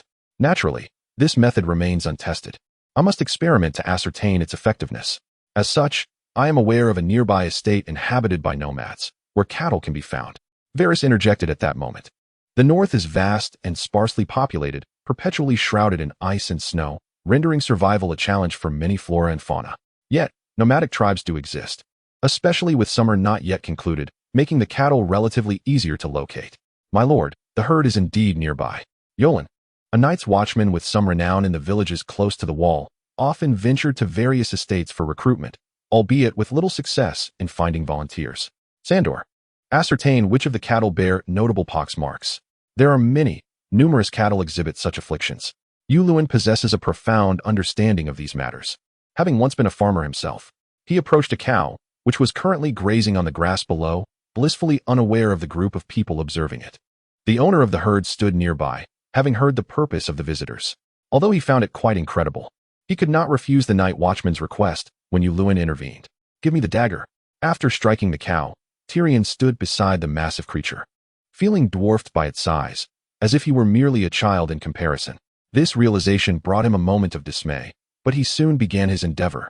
Taking the dagger from Sandor, with a gentle incision on the cow's skin, which was relatively easy to locate, the animal did not resist too violently. A curious crowd watched as the dwarf busied himself, and then they beheld him using a small bowl to extract a white liquid, drop by drop. I need someone to volunteer. Naturally, they could find a willing participant. When Yuluin arrived at the estate, he had already articulated his intent and recounted the events occurring not far away in Crypt. Indeed, several farmers from Crypt had come to the estate a few weeks prior, making them the most suitable candidates for the experiment. Under Wallace's direction, 2 individuals were soon summoned. Throughout this process, Tyrion kept a cloth tightly bound around his mouth and nose. Yuluin, Sandor, and the others followed suit, covering their faces just as Tyrion had. The 2 men, both in their 30s and free from illness, reported that some had perished during their escape. Therefore, it could not be guaranteed that they were free from latent pathogens. Tyrion addressed the 2 men. It may be somewhat painful, but trust me, this procedure is not dangerous. In truth, he was uncertain of the method's safety. Yet no better practical alternative presented itself. He was compelled to choose between relinquishing this opportunity to enhance his reputation or proceeding with the endeavor. Ultimately, he gritted his teeth and commenced the trial. Bear with it. Tyrion embarked on his endeavor of inoculating the cow. On this day, the method of cowpox vaccination was introduced by Tyrion Lannister, ultimately saving thousands of lives. The populace marveled at this miraculous remedy, proclaiming it a blessing from the 7. A divine safeguard for the citizens of the 7 kingdoms, with Tyrion as their savior. It was through Tyrion's timely dissemination of this method that the people of the North were spared from a devastating plague. Chapter 23, Prestige Name. Tyrion Lannister, the Imp, Strength, 5 Constitution, for Wisdom, 6 Guard. Sandor Clegane Prestige, 100 life points, 2 after imparting the knowledge of inoculation. Tyrion felt a sense of relief. That night, he reclined in the chamber provided by the estate and beheld his status panel. Prestige? The full extent of the Golden Finger's capabilities remained elusive to him. This newfound concept of prestige left him perplexed. What tangible benefits could it possibly confer? He glanced at his life points, 2 in total, and noted that only his constitution had been affected, implying that the other attributes were immutable. Not wishing to overthink it, Tyrion promptly increased his constitution. Instantly, it rose from 4 to 5, and with it, his life points diminished by 1. However, upon attempting to increase it further, he found the option had vanished. Indeed, the higher the attribute, the more life points required. Tyrion had previously contemplated this matter, though he had not grasped the concept of how many life points would be necessary for each upgrade. The smallpox virus has an incubation period. According to the village chief, the 2 individuals inoculated had come from the Clegane estate 5 days prior to visit their family, indicating a marital connection between the 2 villages, a common occurrence. 5 days passed, and during this time, Tyrion awaited the effects of the inoculation, all the while exercising extreme caution in his protective measures. He consistently wore a mask, as did those around him. 5 days later, the snow continued to fall, showing no signs of abating. Suddenly, he noticed his prestige flicker twice, shifting from 100 to 150. Confounded, he chose to disregard it. The smallpox virus is lethal, yet the inoculation could effectively prevent its transmission. Thus, he entrusted the method of inoculation to several mercenaries, instructing them to personally convey the information to nearby villages while bearing the Lannister family crest. Should they go as individuals, their credibility might be questioned. Although they resided in the north, the Lannister name still held a measure of authority. While resistance might arise, there would also be those who would heed the call. Upon reaching Winterfell, he intended to request Robb Stark to issue a formal edict for inoculation in the name of House Stark. This would ensure that the rulers of the North would take notice, as the threat of disease is not a matter to be taken lightly. Once the devastating truth of the Clegane estate's obliteration came to light, everyone would surely pay heed. The efficacy of the inoculation has been experimentally validated. It poses no harm to individuals, though its preventative potential remains to be fully substantiated. For 5 days, the mercenaries had been tirelessly traversing the outside, with only Wallace remaining behind, retained by Tyrion. From the moment he arrived at the estate, or rather the village, he sensed a peculiar atmosphere. The village chief, Rian, seemed to be deliberately concealing certain truths. According to Rian, there were no cases of smallpox in the village, aside from the 2 individuals who had come from the Clibby estate. However, the reality was that this village had indeed identified smallpox patients. It was true. Chief Rian had concealed the actual circumstances of his village. After the 2 Clibby escapees received their vaccinations, the chief hurriedly departed, confining the infected individuals alongside the newly vaccinated, restricting Tyrion and the others from easily approaching them, claiming it was to prevent the spread of disease for the sake of the nobility. This was not his true intent to hide. He had to consider the welfare of his villagers. Had he revealed the presence of smallpox patients, a decree for extermination would surely follow, and the entire village could face a bloodbath. Such occurrences were not unheard of in the south. The discovery of a plague within a village would prompt the rulers to seal off the entire area and, if necessary, massacre its inhabitants to eradicate the contagion at its source. This world is devoid of fairness, limited in medical resources, and lacking in goodwill. Rian was chosen as the chief, striving to delay the discovery of his village's plight. Why were there Clibby villagers in the area? This thought gnawed at Rian, who wished he could flay those individuals alive. By the 7 hells, they had brought calamity upon their own village. The family that had secretly accepted the Clibby villagers had been mercilessly beaten by the chief, bearing countless scars. Their actions had brought about a catastrophe for hundreds of households in the entire village. The 4 members of that family were all imprisoned, and 2 of the infected were among them, 2 children. Now, the villagers who had come into contact with these individuals were instructed to remain indoors. 5 days had passed, and the 2 who were isolated with the patients showed no signs of change. Rian had been vigilantly observing the situation, fully aware of what was transpiring. Initially, he had dismissed the words of the Lannister dwarf, believing that if disease prevention were so simple, then why were the scholars unaware? By the 7 hells, that dwarf must be seeking trouble.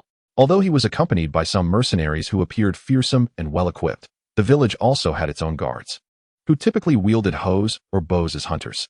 At this moment, they had all been summoned by Chief Rian, armed with their usual hunting tools, though untrained. Their numbers were considerable, with about 10 individuals gathered in the chief's courtyard.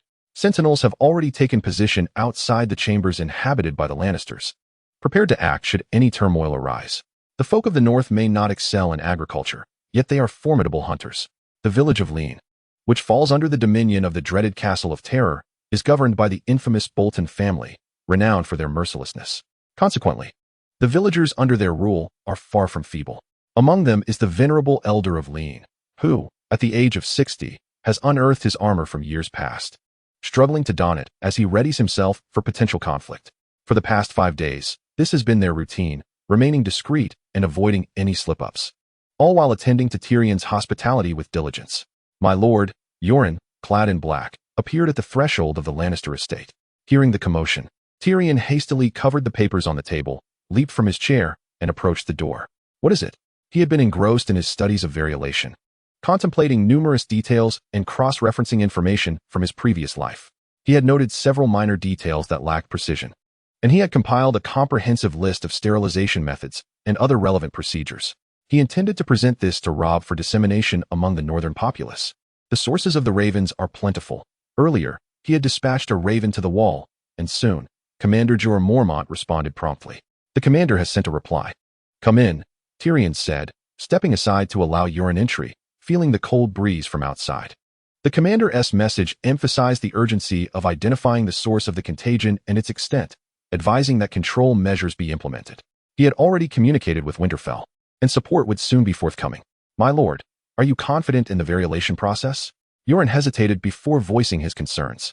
Initially, he had supported Tyrion's initiative, but upon reflection, he recognized the gravity of the situation. I am aware that you all look down upon me for my stature, and I never expected your esteem. If it were merely due to my affiliation with the Lannisters, it would be unwarranted, Tyrion replied, pacing before the fire, extending his hands toward the warmth, which enveloped him in comfort. Do you know what I detest most? Yoren felt a sense of unease. His hands hidden behind his back as he observed Tyrion's flickering expression in the candlelight, his face shadowed, with one brown and one green eye fixed upon him intently. My lord Yoren, as a Night's Watch Raven, you are expected to pledge your loyalty to the Night's Watch. What has caused you to waver in your conviction? I shall remain loyal to the Night's Watch for life, sworn to defend the wall until my last breath, Yoren replied, momentarily taken aback by Tyrion's words. Though he quickly adopted a serious demeanor. He then continued without preamble, My lord, Queen Cersei indeed sent a letter to the Night's Watch. My sister truly is obstinate. Chapter 24, Concealment. You may look down upon me, insult me, but you cannot doubt my unwavering belief in the Night's Watch. I would never betray them. Euron is a man loyal to honor, and he felt a surge of anger at Tyrion's inquiries.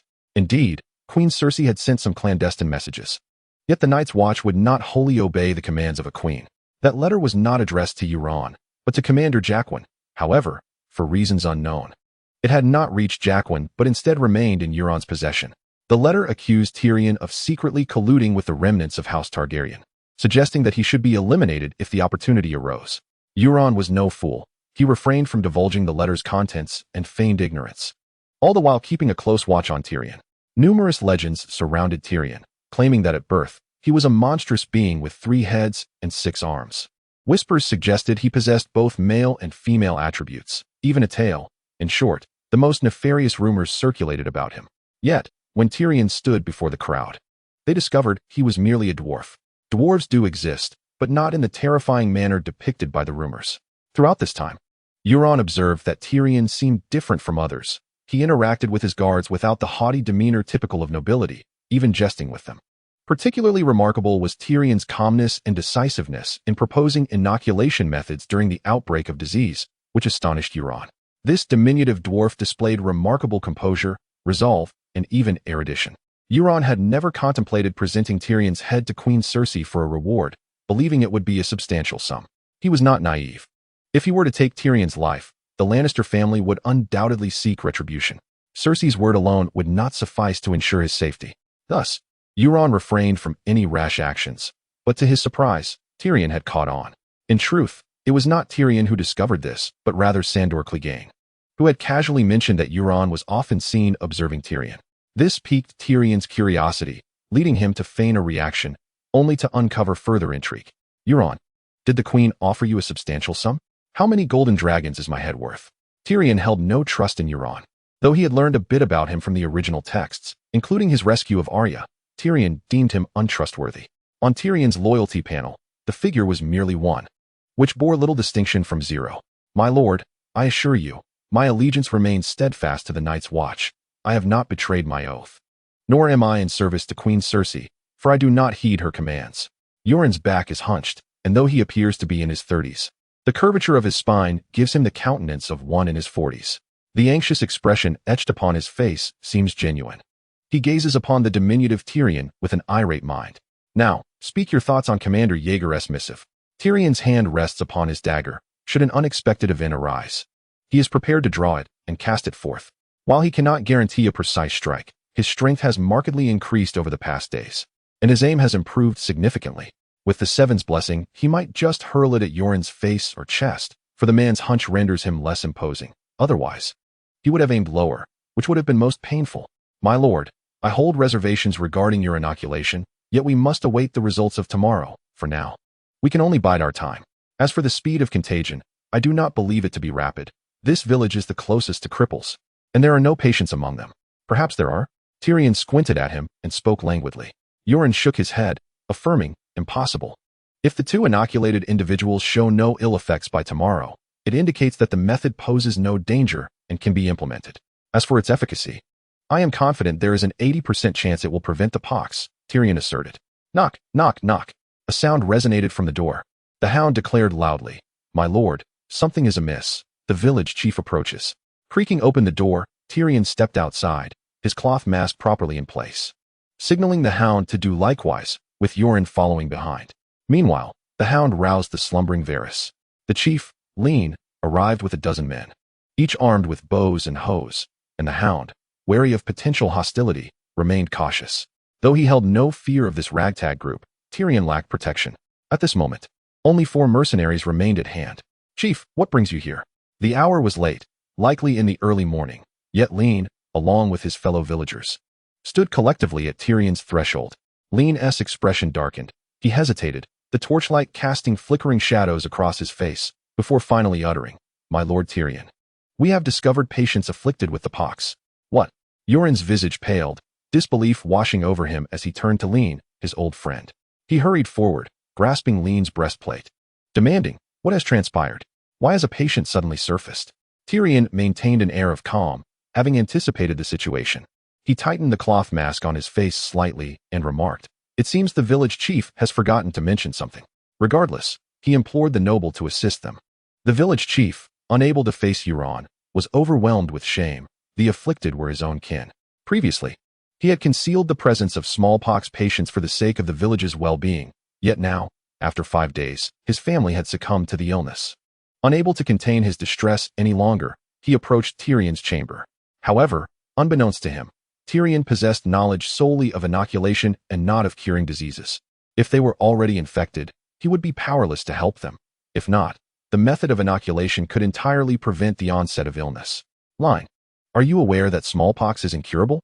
Tyrion surveyed the gathering crowd and reiterated, "This is indeed the truth, and I am reluctant to risk contact with the sick. We have placed the patients and those inoculated together for nearly 5 days without any unusual outcomes," Line disclosed without reservation. Tyrion's expression shifted to one of realization as he responded, "If that is the case, this method can be widely implemented." It was not a matter of whether further experimentation was unnecessary, but rather that time was of the essence. 2 villagers from Cribby had likely been exposed to the smallpox virus for about 10 days. The incubation period was nearing its end, and their lack of symptoms indicated the efficacy of inoculation. He lacked the resources for extensive clinical trials. A more straightforward approach might prove more effective. Should this method gain widespread acceptance, the death toll could rise significantly. Line, increasingly anxious, pleaded, "My child is ill. He is still so young. Please, I implore you, save her." Observing Line, a man in his 50s or 60s, kneeling before him stirred a mixture of emotions in Tyrion, yet he was not a deity. How could he provide salvation? He could only shake his head and utter, "No one can achieve that. May the 7 gods protect him." Chapter 25. King's Landing. Tyrion came to understand the source of his newfound renown. Over the past 5 days, he had dispatched 4 or 5 mercenaries to neighboring villages to promote the practice of cowpox inoculation. The results were modest. Yet 2 villages had begun to report suspicious cases of illness. The mercenaries, displaying resourcefulness, encouraged the villagers to trust them for the time being. Even if the method proved ineffective, there would be no loss, especially since each village had its own herd of cattle. Thus, the first mercenary achieved some success. Villagers, fearful of smallpox, began to receive vaccinations. As the days passed, those few suspected patients exhibited signs of severe bodily decay, their skin marred and festering. Moreover, several individuals who had come into contact with them had contracted the disease. However, those who had been inoculated showed no symptoms. They expressed profound gratitude towards the mercenaries who had spread the method of cowpox inoculation, hailing them as saviors. However, the mercenaries were ill-prepared for the situation, and one of them immediately uttered the name of Tyrion, of House Lannister. At that moment, Tyrion's reputation experienced a surge. Their communication was rather lacking, primarily reliant on shouting, which meant that only that particular mercenary had the fortune to recognize him. The rest did not share such luck. Several villages promptly expelled the mercenaries, for in the north, they recognized only House Stark, the long-standing guardians of the north, led by the Northern King, Stark himself. Tyrion was not a savior. He could not rescue the family of Lean. It was not out of cold-heartedness or malice, but rather his inability to cure the afflicted. Perhaps there were methods available. Yet he remained unaware, lacking access to a medical system. As for Euron, Tyrion chose not to delve deeper. He had discerned his sister Cersei's tactics. Skilled as she was at stabbing from behind, she had harbored thoughts of ending his life since his birth. Resentment? To be frank, the Tyrion Lannister now was far removed from his original self. He bore no ill will towards Cersei, only a hint of murderous intent, considering it was he who had initially threatened both her and Jaime upon his arrival in this world. Yet, towards blood relatives, he felt no sense of familial affection. This world was such that even father and son could turn against one another. Self-interest seemed paramount. Even Ned Stark, a man who valued honor highly, was fiercely protective of his family. To be fair, Ned, that wretched man, appeared to have brought his fate upon himself. Had he possessed greater adaptability or political acumen, why would he have met such a demise? I digress. In summary, Tyrion Lannister had transformed into a wholly new individual. No longer the loyal family's servant loathed by his father and sister. The road ahead would be one of solitude, devoid of the Lannister name. Perhaps he might leverage the Lannister banner for a time, or ultimately establish a separate lineage. He touched the lion's sigil on his chest armor, offering a wry smile. He had already lingered in this village for 6 days.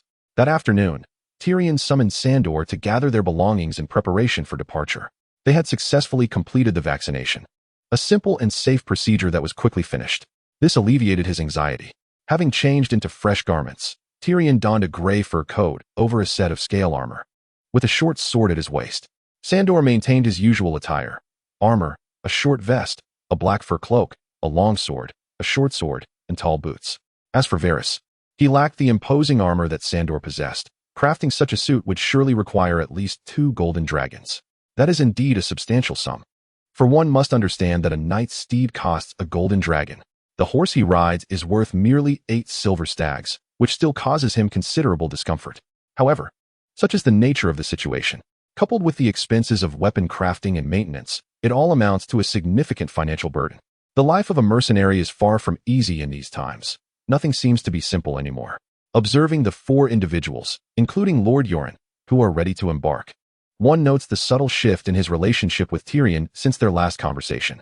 Nevertheless, he too is destined for King's Landing. His purpose is twofold. Firstly, to personally convey to His Majesty the King the hardships faced by the Night's Watch, urging these power-hungry lords to pay heed to the Wall and the threats posed by the others. Secondly, he intends to ascertain whether there are suitable criminals in the dungeons to bring back to the Wall and bolster their ranks. Thus, despite the awkwardness between the two, they will journey together. As for the mercenaries they dispatched, they informed them to regroup in Winterfell, where Varys would seek them out, as Tyrion still has plans for their services. The journey back to King's Landing promises to be tumultuous. One wonders whether Lady Catelyn has arrived there, or if she is already on her way back. Prolonged sea travel is hardly a comfortable endeavor, and for Sir Roderick, who harbors a profound aversion to sailing, it is nothing short of a nightmare. He suffers from relentless seasickness, and upon the ship's arrival outside King's Landing, he leans over the side, retching continuously, with vomit clinging to his white beard, a particularly troublesome state for a man who has cherished his facial hair for many years. Regrettably, he must now shave off his beloved white beard. This ordeal only exacerbates his disdain for sea travel, as he curses the depths of hell while lamenting the loss of his beard. Lady Catelyn observes the shorn Sir Roderick and feels as though he is transformed into a different person. The captain, Morio Timidus, smiles at Lady Catelyn, remarking, "Lady Stark, we have arrived at King's Landing." Catelyn turns from the mast, managing a strained smile as she addresses the captain. "Captain, your crew has performed admirably. I wish to reward each of them with a silver stag as a token of my gratitude." Morio immediately bows, responding, "Lady Stark, you are exceedingly generous. Serving you is reward enough for us." It is worth noting that a silver stag is no trifling amount, yet Captain Morio graciously declines Catelyn's gratuity. However, Catelyn has deeper intentions. She seeks not only to offer a reward, but to ensure the captain and his crew maintain her secrecy. For her departure from Winterfell was a breach of protocol. "I must give them something. Please do not insist otherwise," she insists. Subsequently, she gestures to the now-recovered Sir Roderick, who retrieves his purse from his waist. "This is for the crew. Naturally, I shall first safeguard them, and upon my return, I will allocate them accordingly. This is for the sake of their families. After all, consider this. If I were to hand them over now, my lady, they would undoubtedly squander everything in gambling or spend it on fleeting pleasures. Extravagance is hardly a sin." Sir Roderick interjected, "After all, winter is coming. One must be accountable for their actions," Catelyn stated. "These are the fruits of their labor. How they choose to expend their hard-earned money is beyond my jurisdiction." Morio, bowing with a smile, replied, "As you command." Sir Roderick produced 2 wallets, one containing the remaining travel funds, and the other designated for the sailors' gratuities. He personally distributed these tips to the sailors in front of the captain. The sailor who assisted with the luggage received an additional silver stag, of course. This also served as a hush payment. "Captain, I trust you will keep my journey confidential." Catelyn bore some injuries, Master Lewin's ointment had shown some efficacy. Yet recovery would not be swift. She glanced towards Moriu. "My lady, rest assured." Moriu patted his chest confidently. Aboard Captain Moriu's ship, the Storm Dancer, one could gaze from White Harbor towards King's Landing. King's Landing itself was built upon 3 hills. 3 centuries ago, this area was cloaked in forests, with only a handful of fishermen residing along the treacherous, deep-flowing banks of the Blackwater River. Later, Conqueror Aegon crossed the sea from Dragonstone, landing his forces here, and subsequently, atop the hills, he erected the first rudimentary fortification from timber and earth. Now, as Catelyn looked out, she beheld bustling districts, opulent mansions, pavilions, barns, brick warehouses, wooden inns, market stalls, taverns, graveyards, and the citadel. One after another, even at a distance, she could hear the clamor of the fish market from her vantage point on the ship. Chapter 26. Robb Stark. After Ned Stark accompanied the king to King's Landing, Catelyn, prompted by the emergence of an assassin, also journeyed to the capital in search of answers. Thus, the Lord of Winterfell now rested upon Robb Stark, the eldest son of House Stark, who, by rights of succession, was destined to inherit Ned's title as Duke. At the tender age of 15, Robb had already assumed the mantle of the king in the north. It is worth noting that during the War of the Five Kings, Robb Stark led the Northern Army with unprecedented success, facing no defeats. Had it not been for the treachery of House Bolton and Robb's infatuation with a woman, the infamous Red Wedding might never have transpired. Although his circumstances were dire at that time, with prolonged absence from the north breeding discontent among his vassals, it was not to the extent that he and Catelyn would ultimately meet such fates. Robb possessed considerable military acumen. He was audacious in his endeavors, and in matters of warfare and strategy, he surpassed his father Ned by a significant margin. Yet at present, he remains merely a 15-year-old boy, having spent a decade in Winterfell. Despite the teachings and guidance of Ned, he has not yet developed the fortitude that follows the harrowing experience of his father's death. Maester Luwin, a diligent scholar, has sworn allegiance to Winterfell, and thus, he will remain loyal to whichever lord holds the title. In truth, Maester Luwin's loyalty lies with the Starks. Although scholars are generally devoted to their castles, Luwin has a deep affection for the Stark family. Since his youth, he has resided in Winterfell, and now, in his 50s, he has witnessed Ned's growth and has seen Robb mature. Within the Lord's castle of Winterfell, in Bran's chamber, the old nurse sits in a chair, knitting a sweater. Her eyesight may have waned, yet she faithfully keeps company with Bran. Summer, Bran's dire wolf, lies on the bed. And had it not been for Summer, the assassin might have succeeded. Although Catelyn had taken precautions, her thoughts were primarily focused on the comatose Bran. Summer, a true direwolf raised by Bran since childhood, is fiercely loyal to his master. A somewhat simple-minded man named Hodder sits at the door, guarding Bran. He is the son of the old nurse, naturally simple, yet tall and robust. As Bran listens to the old nurse recount tales of the eerie creatures beyond the wall, Theon Greyjoy, the ward of House Stark, enters. Theon, having been forced to come to the north as a hostage following his family's defeat, possesses only a vague understanding of his father and homeland. He knows that he is his father's sole heir and that one day he will return home, inheriting his father's title, a day he anticipates with great joy. For Bran Stark, who has narrowly escaped death, life has lost much of its allure. He spends his days in a listless state, and upon seeing Theon, he merely greets him with a slight nod. A visitor has arrived. He wishes to see you, Theon announces, expressing sympathy for Bran's plight. Robb sent me to fetch you. You must come, he insists. Bran looks at Theon and replies, I do not wish to meet the visitor, his hand resting on Summer's fur, stroking it gently. Robb said you cannot confine yourself to your room. You must go out. It is Tyrion. He has returned from beyond the wall and claims that Jon has brought you something. Theon contemplates this, since Robb has asked him to summon Bran. He feels compelled to ensure that Bran makes an appearance, for he cannot fail at every task. Bran feels a flicker of annoyance at first, yet upon hearing Jon's name, a glimmer of hope shines in his eyes. During his unconsciousness, Jon had left Winterfell with Benjen Stark, and thus Bran did not have the chance to bid him farewell, although Jon had sneaked in to see him. However, Catelyn had not regarded Jon with kindness, leading to an unpleasant parting. Bran hesitated for a moment before addressing the towering giant, Hodder, saying, Hodder, take me to the hall. Inside the grand hall, Robb Stark sat in the high seat, adorned in armor emblazoned with the sigil of the dire wolf, with Maester Luwin at his side, clad in his customary gray robe and chain of office. On one side of the hall, banners displayed the image of a running dire wolf, representing House Stark. My Lord Tyrion, it is a pleasure to welcome you once more to Winterfell. Within the hall stood 4 individuals, with Tyrion being the smallest, positioned at the forefront. Behind him were Sandor and Varys, alongside the hunchbacked Yoren. Lord Crow acknowledged Stark, recognizing the Night's Watch member, nodding in greeting to Yoren. At that moment, Robb exuded an air befitting a king of the North.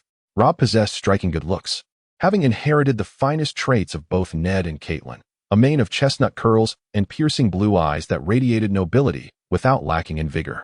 "Oh, little one, you have indeed awakened," said Hodder as he approached the entrance, cradling the paralyzed Bran in his arms. Bran's gaze was fixed upon Tyrion, the dwarf intriguing him due to his reputation and stature. Though he had escaped the clutches of death, his legs remained completely paralyzed. Robb spoke from his elevated position. "My Lord Tyrion." Tyrion lifted his gaze to meet the towering form of Hodder, whose white hair and deep-set eyes rendered him somewhat unattractive. Yet his height overshadowed any physical flaws. Tyrion had to look up to see Bran. Despite a slight increase in his own height after enhancing his physique, it seemed utterly trivial in comparison to the giant Hodder. "I believe you could have this behemoth crouch down a bit. For holding my head up like this is quite tiresome. As you know, I dislike it," Bran instructed. Hodder, ever obedient to Bran's commands, seemed innately connected to him. And after Bran spoke, the giant merely uttered his name, Hodder, before complying and squatting down. Even in this position, Tyrion still had to tilt his head slightly to meet Bran's gaze. However, it was an improvement. Tyrion then produced a stone from his pocket, its surface gleaming and crystalline, catching the sunlight in a mesmerizing display. This was a trinket Jon had retrieved from near the wall, uncertain of its nature but captivated by its uniqueness. He decided to gift it to his younger brother. "This is a present from Jon, acquired at the wall." "Ah, quite an unusual item," Tyrion mused casually. He then retrieved a piece of parchment from his cloak, presenting it to Bran. "This is a saddle I designed, allowing one to ride even with impaired legs. You need not remain confined to your chamber. You can ride again." "Is that truly possible?" Bran inquired, a flicker of hope igniting within him. The light in Bran's eyes revealed his yearning for the outside world and for the exhilaration of riding once more. "Indeed, it is this very saddle that allows me to mount. As one knows, it is quite a challenge for a dwarf to ride." Tyrion, this contraption was indeed the invention of the original owner, and I must admit, the original owner was remarkably clever. Chapter 27, Counsel. Entrusting everything to Bran. "I aim for this little fellow to shed the perception of being merely a dwarf. Tyrion believes that this will surely enhance his regard for me." Indeed, as Tyrion gazed at him, he noted that Bran's loyalty had ascended to a level of 3. This is no trivial feat. Should loyalty reach 5, Tyrion might consider recruitment, though he presently has no intentions of doing so. Ajo dutifully escorted Bran away, as they sought out the blacksmith to expedite the crafting of the saddle. At this juncture, Tyrion began to address serious matters with Robb. However, it was evident that Yoren was eager to speak first. With his right arm clasped against his chest, he said, "Lord Robb, are you aware that the North is facing an outbreak of pox?" "What?"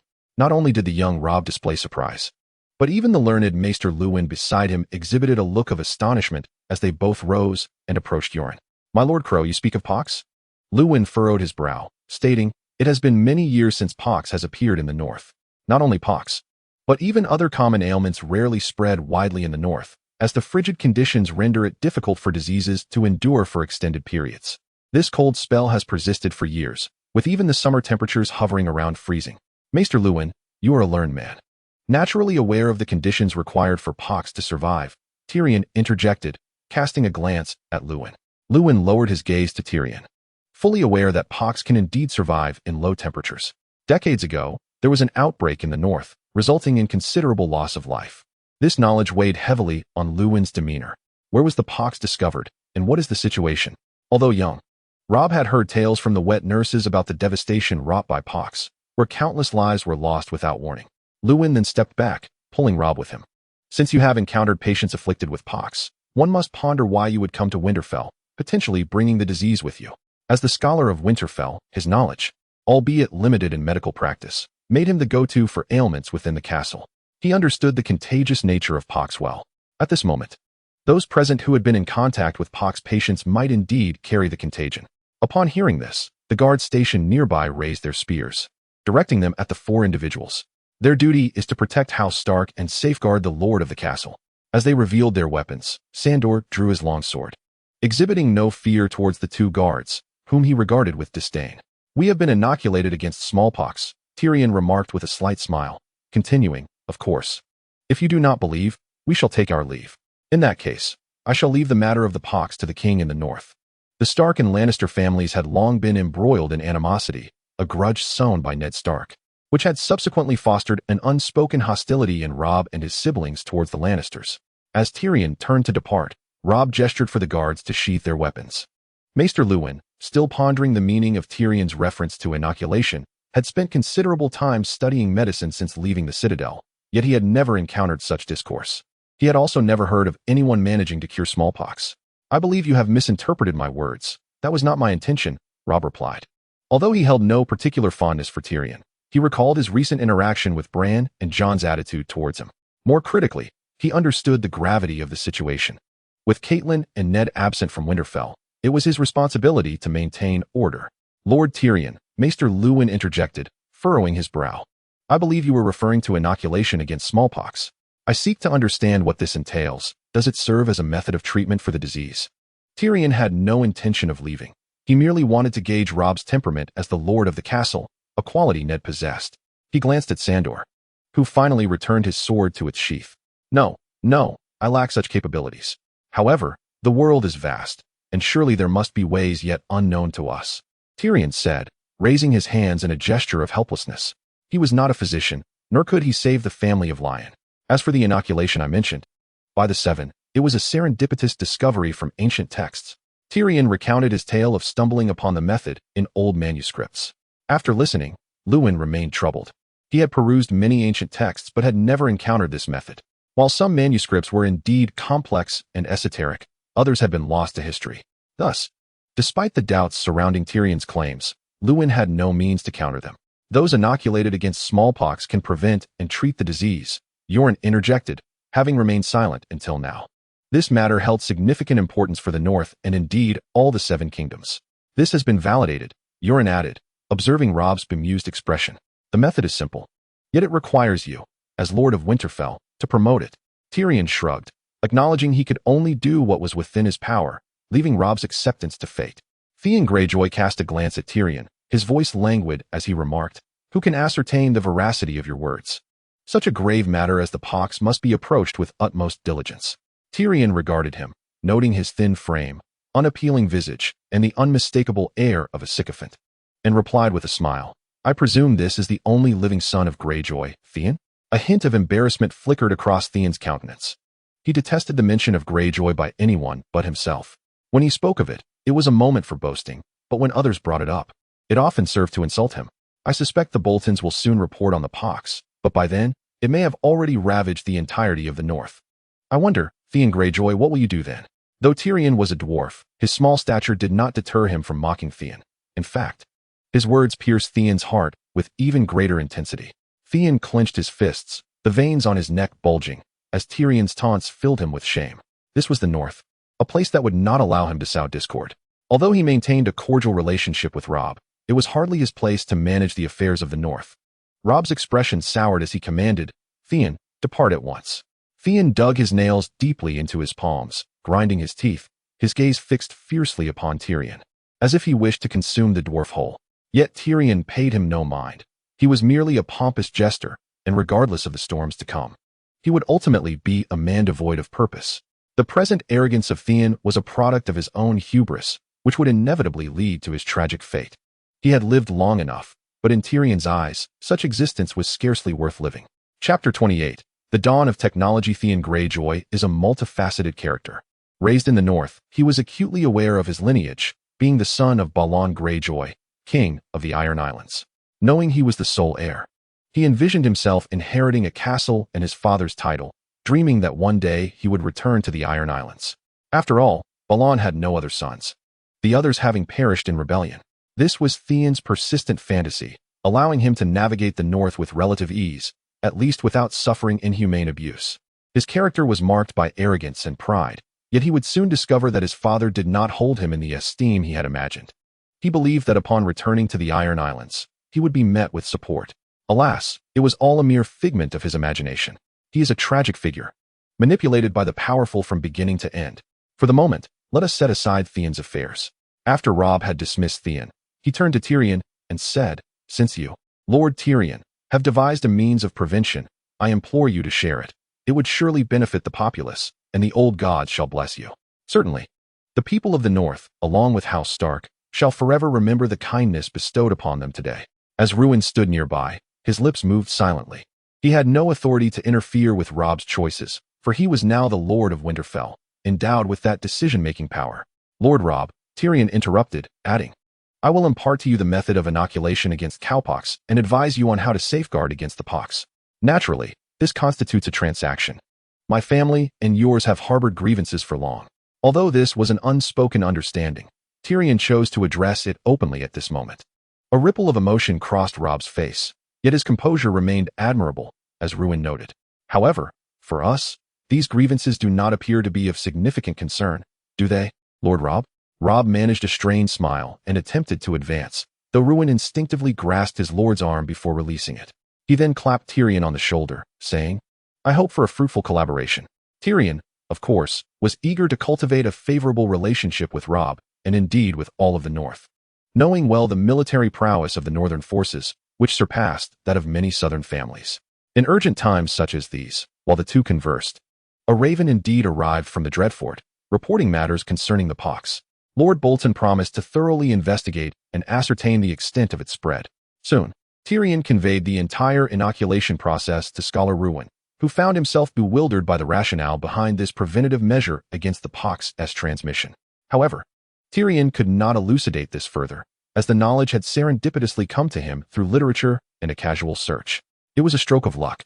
Following the instruction on inoculation, Tyrion emphasized the importance of maintaining hygiene and the necessity of disinfection.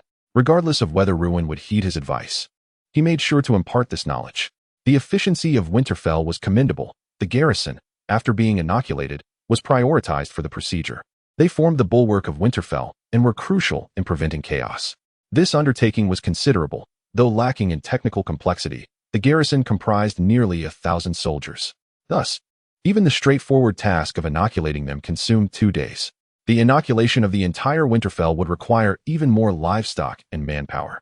Such troubles were of no concern to Tyrion, yet a murmur arose among the populace. It was said that the method of inoculation was discovered by the imp of House Lannister, a revelation that had indeed saved many lives.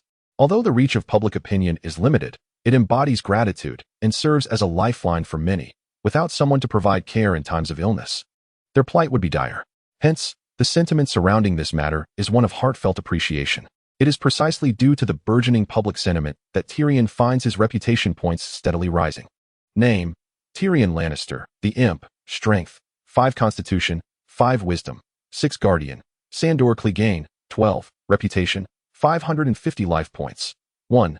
That evening, while visiting Roose in Winterfell's brothel, a revelation struck Tyrion's mind. He focused intently, entering his interface. The technology tree unfolded before him.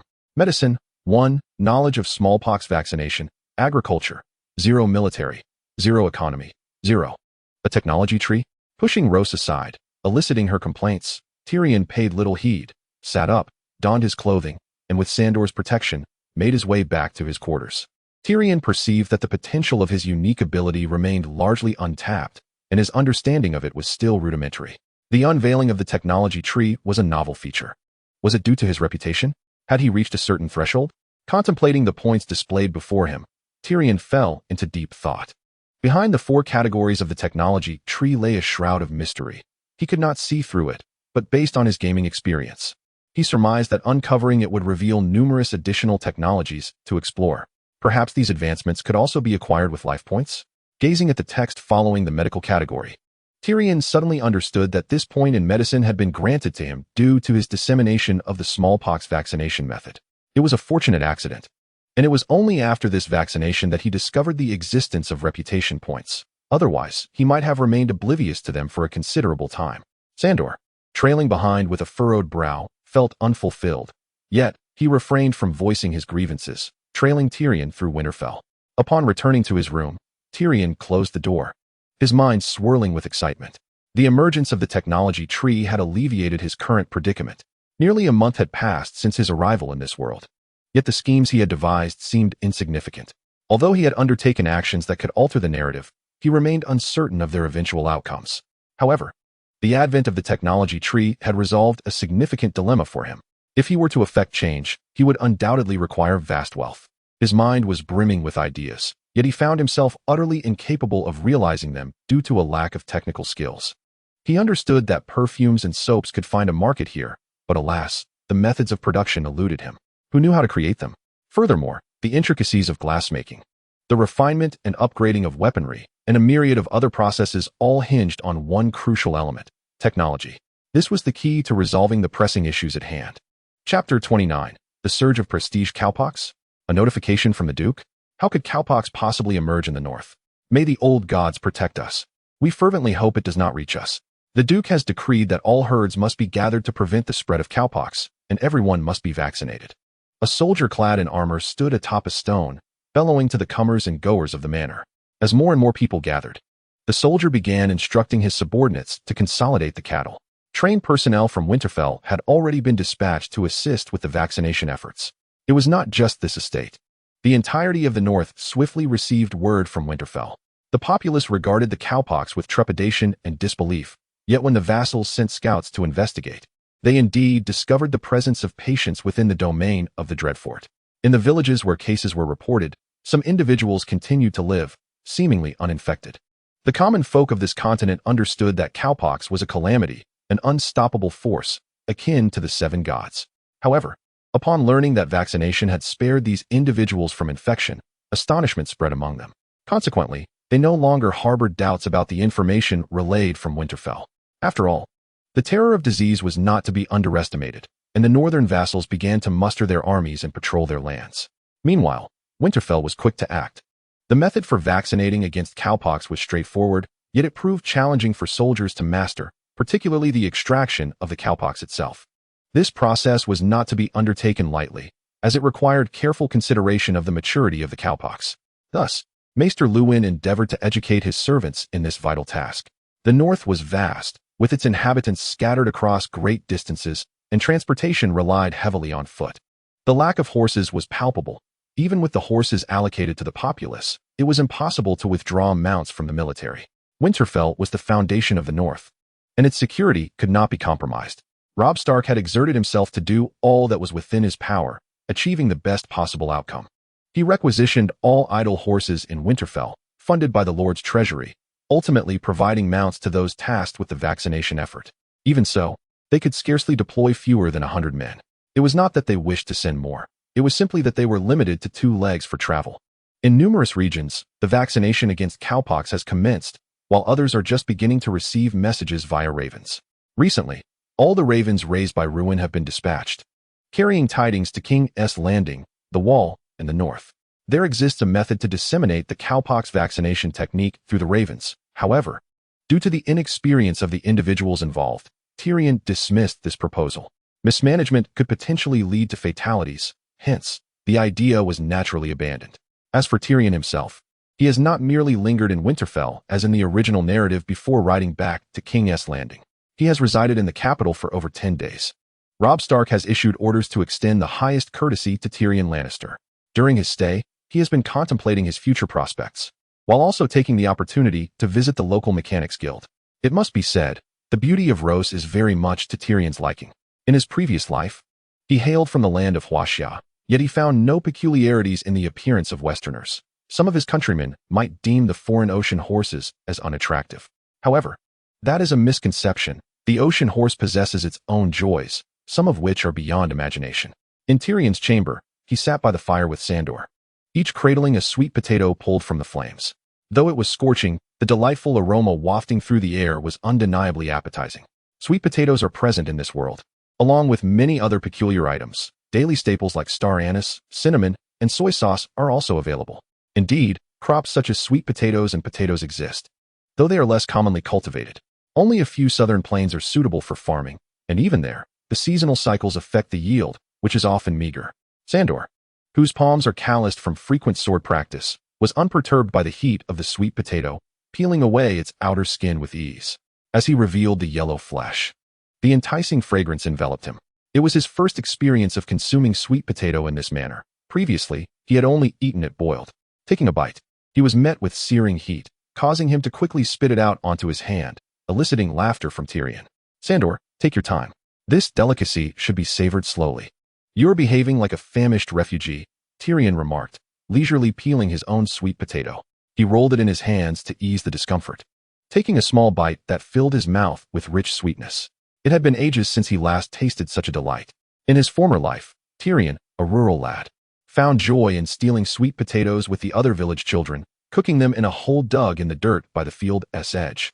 Oh, what a delectable treat that was. Name: Tyrion Lannister, the imp, strength, 5 constitution, 5 wisdom, 6 guardian, Sandor Clegane, 12, reputation, 45-60 life points, 1 technology tree, medicine, 1, knowledge of vaccination, agriculture, 0, learnable, military, 0, learnable, economy, 0, learnable. Sandor paid no heed to Tyrion's mockery.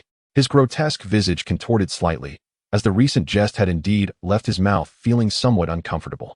Yet, as he sensed the coolness of the sweet potato in his palm, he consumed it in one swift motion, exhaling heavily as he forced himself to swallow. Tyrion, while savoring his sweet potato, discreetly observed his status panel. His reputation had surged dramatically over the past 10 days, skyrocketing from a mere 500 to over 4,000, akin to a rocket's ascent. The reasons for this meteoric rise were not lost on Tyrion. It stemmed largely from the gratitude and appreciation of those he had vaccinated. He was an ordinary man who had traversed into this peculiar realm, harboring no grand ambitions. His desire was simply to secure a stable and fulfilling existence, free from the repugnance inflicted by his father and sister. He had no aspirations for conquest or to claim the Iron Throne. Perhaps he had once entertained such thoughts. After all, the act of traversing realms was itself a marvel. He believed that since he found himself in this place, he ought to make the most of it. He would not compel himself to engage in endeavors that brought him discontent. Much like attending a technical academy, he would partake only when necessary. He harbored no obsessive compulsions. He simply exercised caution and refrained from recklessness, for this world harbored its fair share of pathogens. This assertion underscores his resolve to avoid an unhappy existence. His stature as a dwarf presented inherent challenges, and his combat prowess was notably lacking. He yearned for a sense of security. Glimpsing Sandor, who had just finished a sweet potato, Tyrion noted how this hulking figure seemed to have opened up to him over the course of less than a month. The once fearsome and indifferent hound had seemingly vanished. This was sufficient for him. Chapter 30, Sword Practice and the Return. Winterfell. In the early morning, snow blanketed the surroundings, draping the world in a silvery shroud that muted the sounds of life. On the training grounds of Winterfell, Tyrion donned light clothing as he practiced fencing under Sandor's tutelage. In recent days, his physical condition had improved remarkably. Where once his legs had suffered from severe atrophy, now he stood nearly at 1.50 m, feeling the undeniable increase in his height. Moreover, the atrophy of his legs has shown signs of improvement. At the very least, Tyrion feels that he can move freely without experiencing pain in his legs. This is a positive development, and for Tyrion, his height has increased, albeit by just a few centimeters. Nonetheless, it feels remarkably different. By the 7, in the past, he had to leap onto a chair to sit down. But now he can simply rise on his toes to place himself upon it. Furthermore, he no longer requires Roast to accommodate him in order to explore a greater array of positions. He can now take the lead himself. This invigorates him with a newfound zeal for battle, as he engages Roast in vigorous encounters, leaving her pleading for mercy.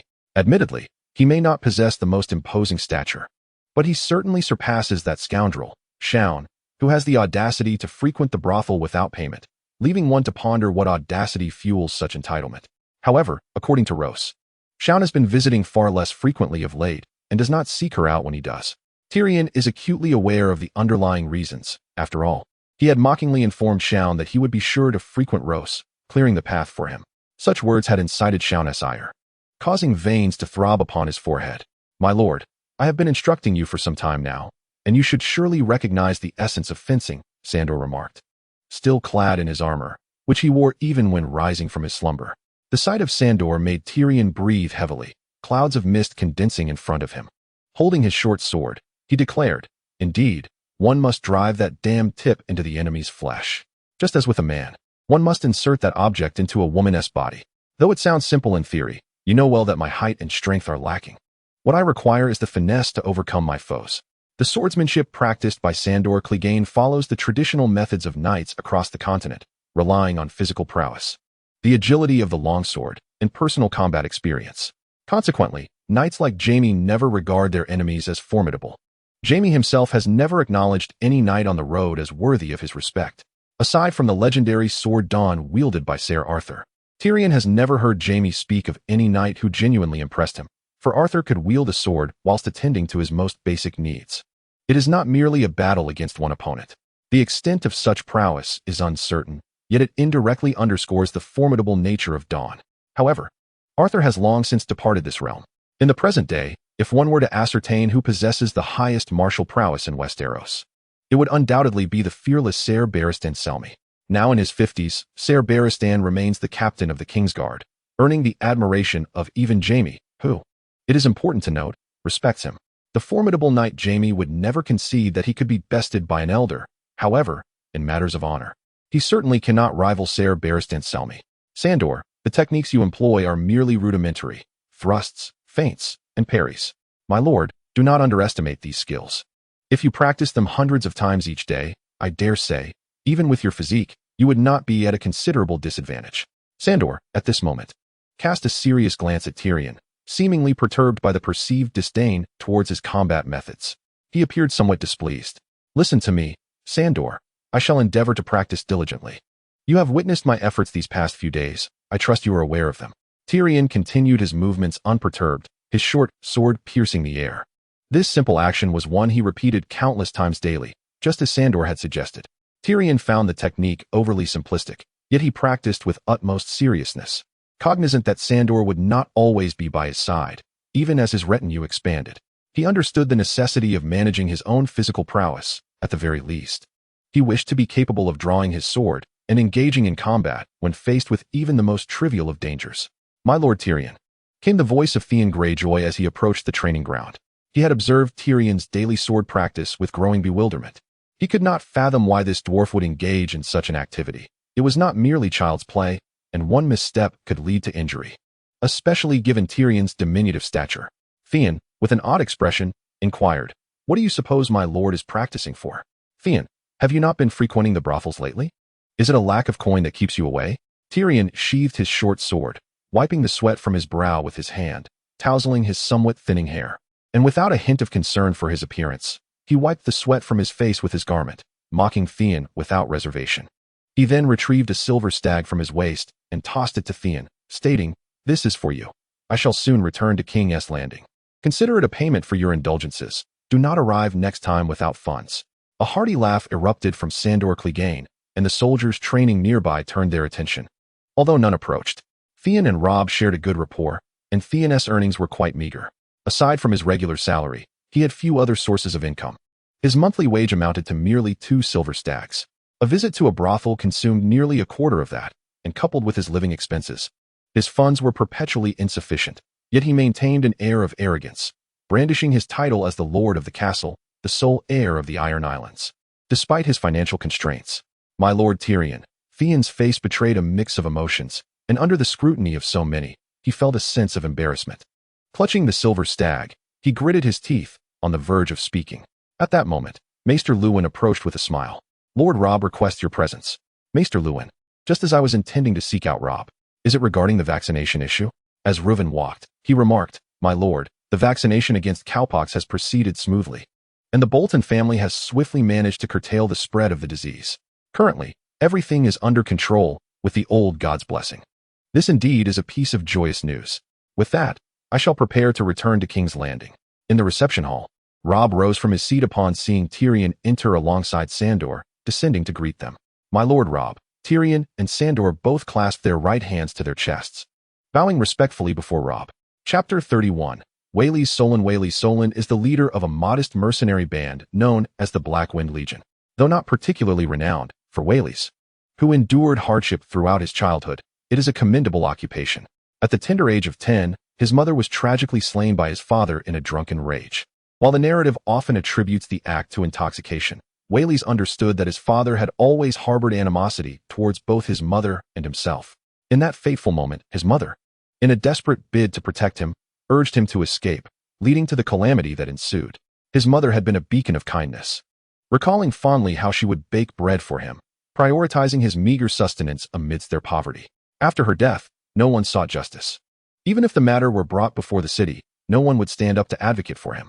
Wales realized he had to rely solely on himself. The absurd laws of the kingdom were of no consequence to him. Hatred took root in his young heart.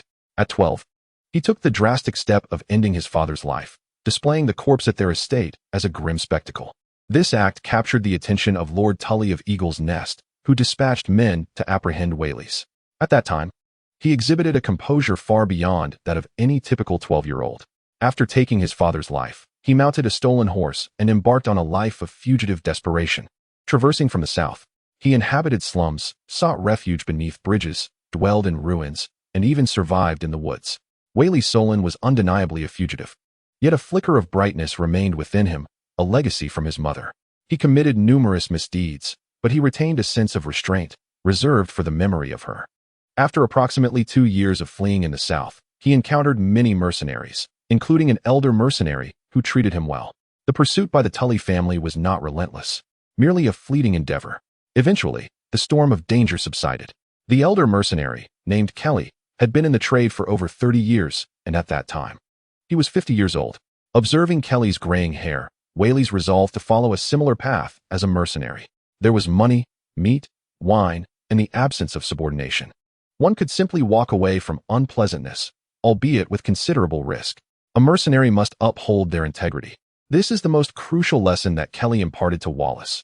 One may be ruthless, capable of taking lives without a second thought, and consumed by greed for wealth and pleasure, yet as a mercenary, one must uphold the virtue of trustworthiness. Otherwise, no one would dare to employ you, and no mercenary would follow you. Wallace had been in the company of seasoned mercenaries who, like himself, hailed from humble origins and had witnessed the tumultuous era of King Aerys and the wars of usurpation. He had encountered a multitude of experiences. After 2 years of following Kelly, Wallace learned much about the mercenary life and what it takes to be an effective leader. Kelly, sharing his wisdom freely, was not only drawn to Wallace due to their bond, but also aware that his time was limited. Upon Kelly's passing 2 years later, Wallace honored him in death, laying him to rest, and even venerating him as a father figure. He felt the warmth of Kelly's affection, a poignant contrast to the absence of paternal love he had experienced throughout his youth. At the age of 16, following Kelly's dying wish, Wallace journeyed northward to the Stark-guarded lands of the north. While the south was affluent, it was saturated with mercenary companies, leaving little room for Wallace to showcase his skills. Thus, he sought his fortune in the north, where mercenary bands existed but were far fewer in number. The north was harsh, cold, and looked down upon by the people of Westeros. Armed with his skills, an impeccable reputation, and a yearning for honor, Wallace endeared himself to many, eventually founding his own mercenary company, the Blackwater Company. Although he had little formal education, he had acquired some literacy under the tutelage of the old mercenaries, enabling him to read and write basic words. Before encountering Tyrion Lannister, Wallace had already contemplated heading south to make his mark, having spent 4 to 5 years in the north. In his early 20s, he appeared older than his years, resembling someone in their 30s. As he aspired to carve out a domain of his own, he expressed to his comrades the ambition to elevate the Blackwater Company to the stature of the Golden Company, striving for recognition across the continent. Wallace had heard of Tyrion Lannister, the second son of House Lannister, born into the legendary Lion family, surrounded by myriad rumors. However, he had never met Tyrion personally. Yet, upon their chance encounter on the road, Wallace found the dwarf to be quite the contrary of the violent figure depicted in tales. Instead, he demonstrated remarkable cunning in certain matters. In his dealings with Wallace and the mercenaries under his command, he displayed none of the arrogance typically associated with nobility. Nor did Wallace sense any disdain or condescension in Tyrion's words. Nobles often regard mercenaries as expendable, disregarding their lives entirely. This disdain is precisely why mercenaries hold nobles in contempt. While some are of peasant stock, others come from military backgrounds, though they are few. Mercenaries are human too, not to be trifled with. Should you treat them without courtesy, they shall reciprocate in kind. Over the course of these recent days, Varys' attitude towards Tyrion has gradually improved, and he has developed a certain curiosity about the dwarf. Sandor Clegane, a towering figure resembling a giant, bears facial scars that render him somewhat intimidating. He has arrived at Varys' residence, though they are not afforded any special privileges. Robb lacks the time to arrange accommodations for these mercenaries. Thus they find themselves lodging in an inn within Winterfell. This is, of course, due to Lord Tyrion's request for them to wait. Varys holds a profound respect for Sandor. Having heard tales of his brother, the Mountain, whose fearsome reputation precedes him, a true beast of a man. It stands to reason that Sandor is not to be underestimated. Lord Tyrion has requested that you accompany us to King's Landing. I wonder what your thoughts are on this matter. Rest assured, following the Lannisters will not leave you wanting. Sandor informs Varys, having come to relay Tyrion's orders. Varys commands a band of over 100 men. Having encountered Tyrion during a mission when he was accompanied by only 4 or 5. Currently, only a handful have arrived to join him. He has conferred with a few comrades, aware of Varys' long-held ambition to venture southward, and they had already devised a plan, with Sandor's visit today being serendipitous. Clad in plate armor, Varys appears diminutive before Sandor, despite his own height of approximately 6 feet and weight of around 190 pounds, giving him a robust appearance. However, he stands before Sandor Clegane. Sandor grinned and remarked, "Lord Tyrion insists that Varys accompanies us to King's Landing, for honor, for gold dragons, for women. I doubt he will decline the Lannisters' invitation." At 25 years of age, Varys exudes a maturity that belies his youth. His dark curls frame a face marked by deep-set brown eyes and a rugged demeanor. Upon hearing Sandor's account, he confidently replied, "Rest assured, my Lord Tyrion. The brave companions are ready to accept your employment.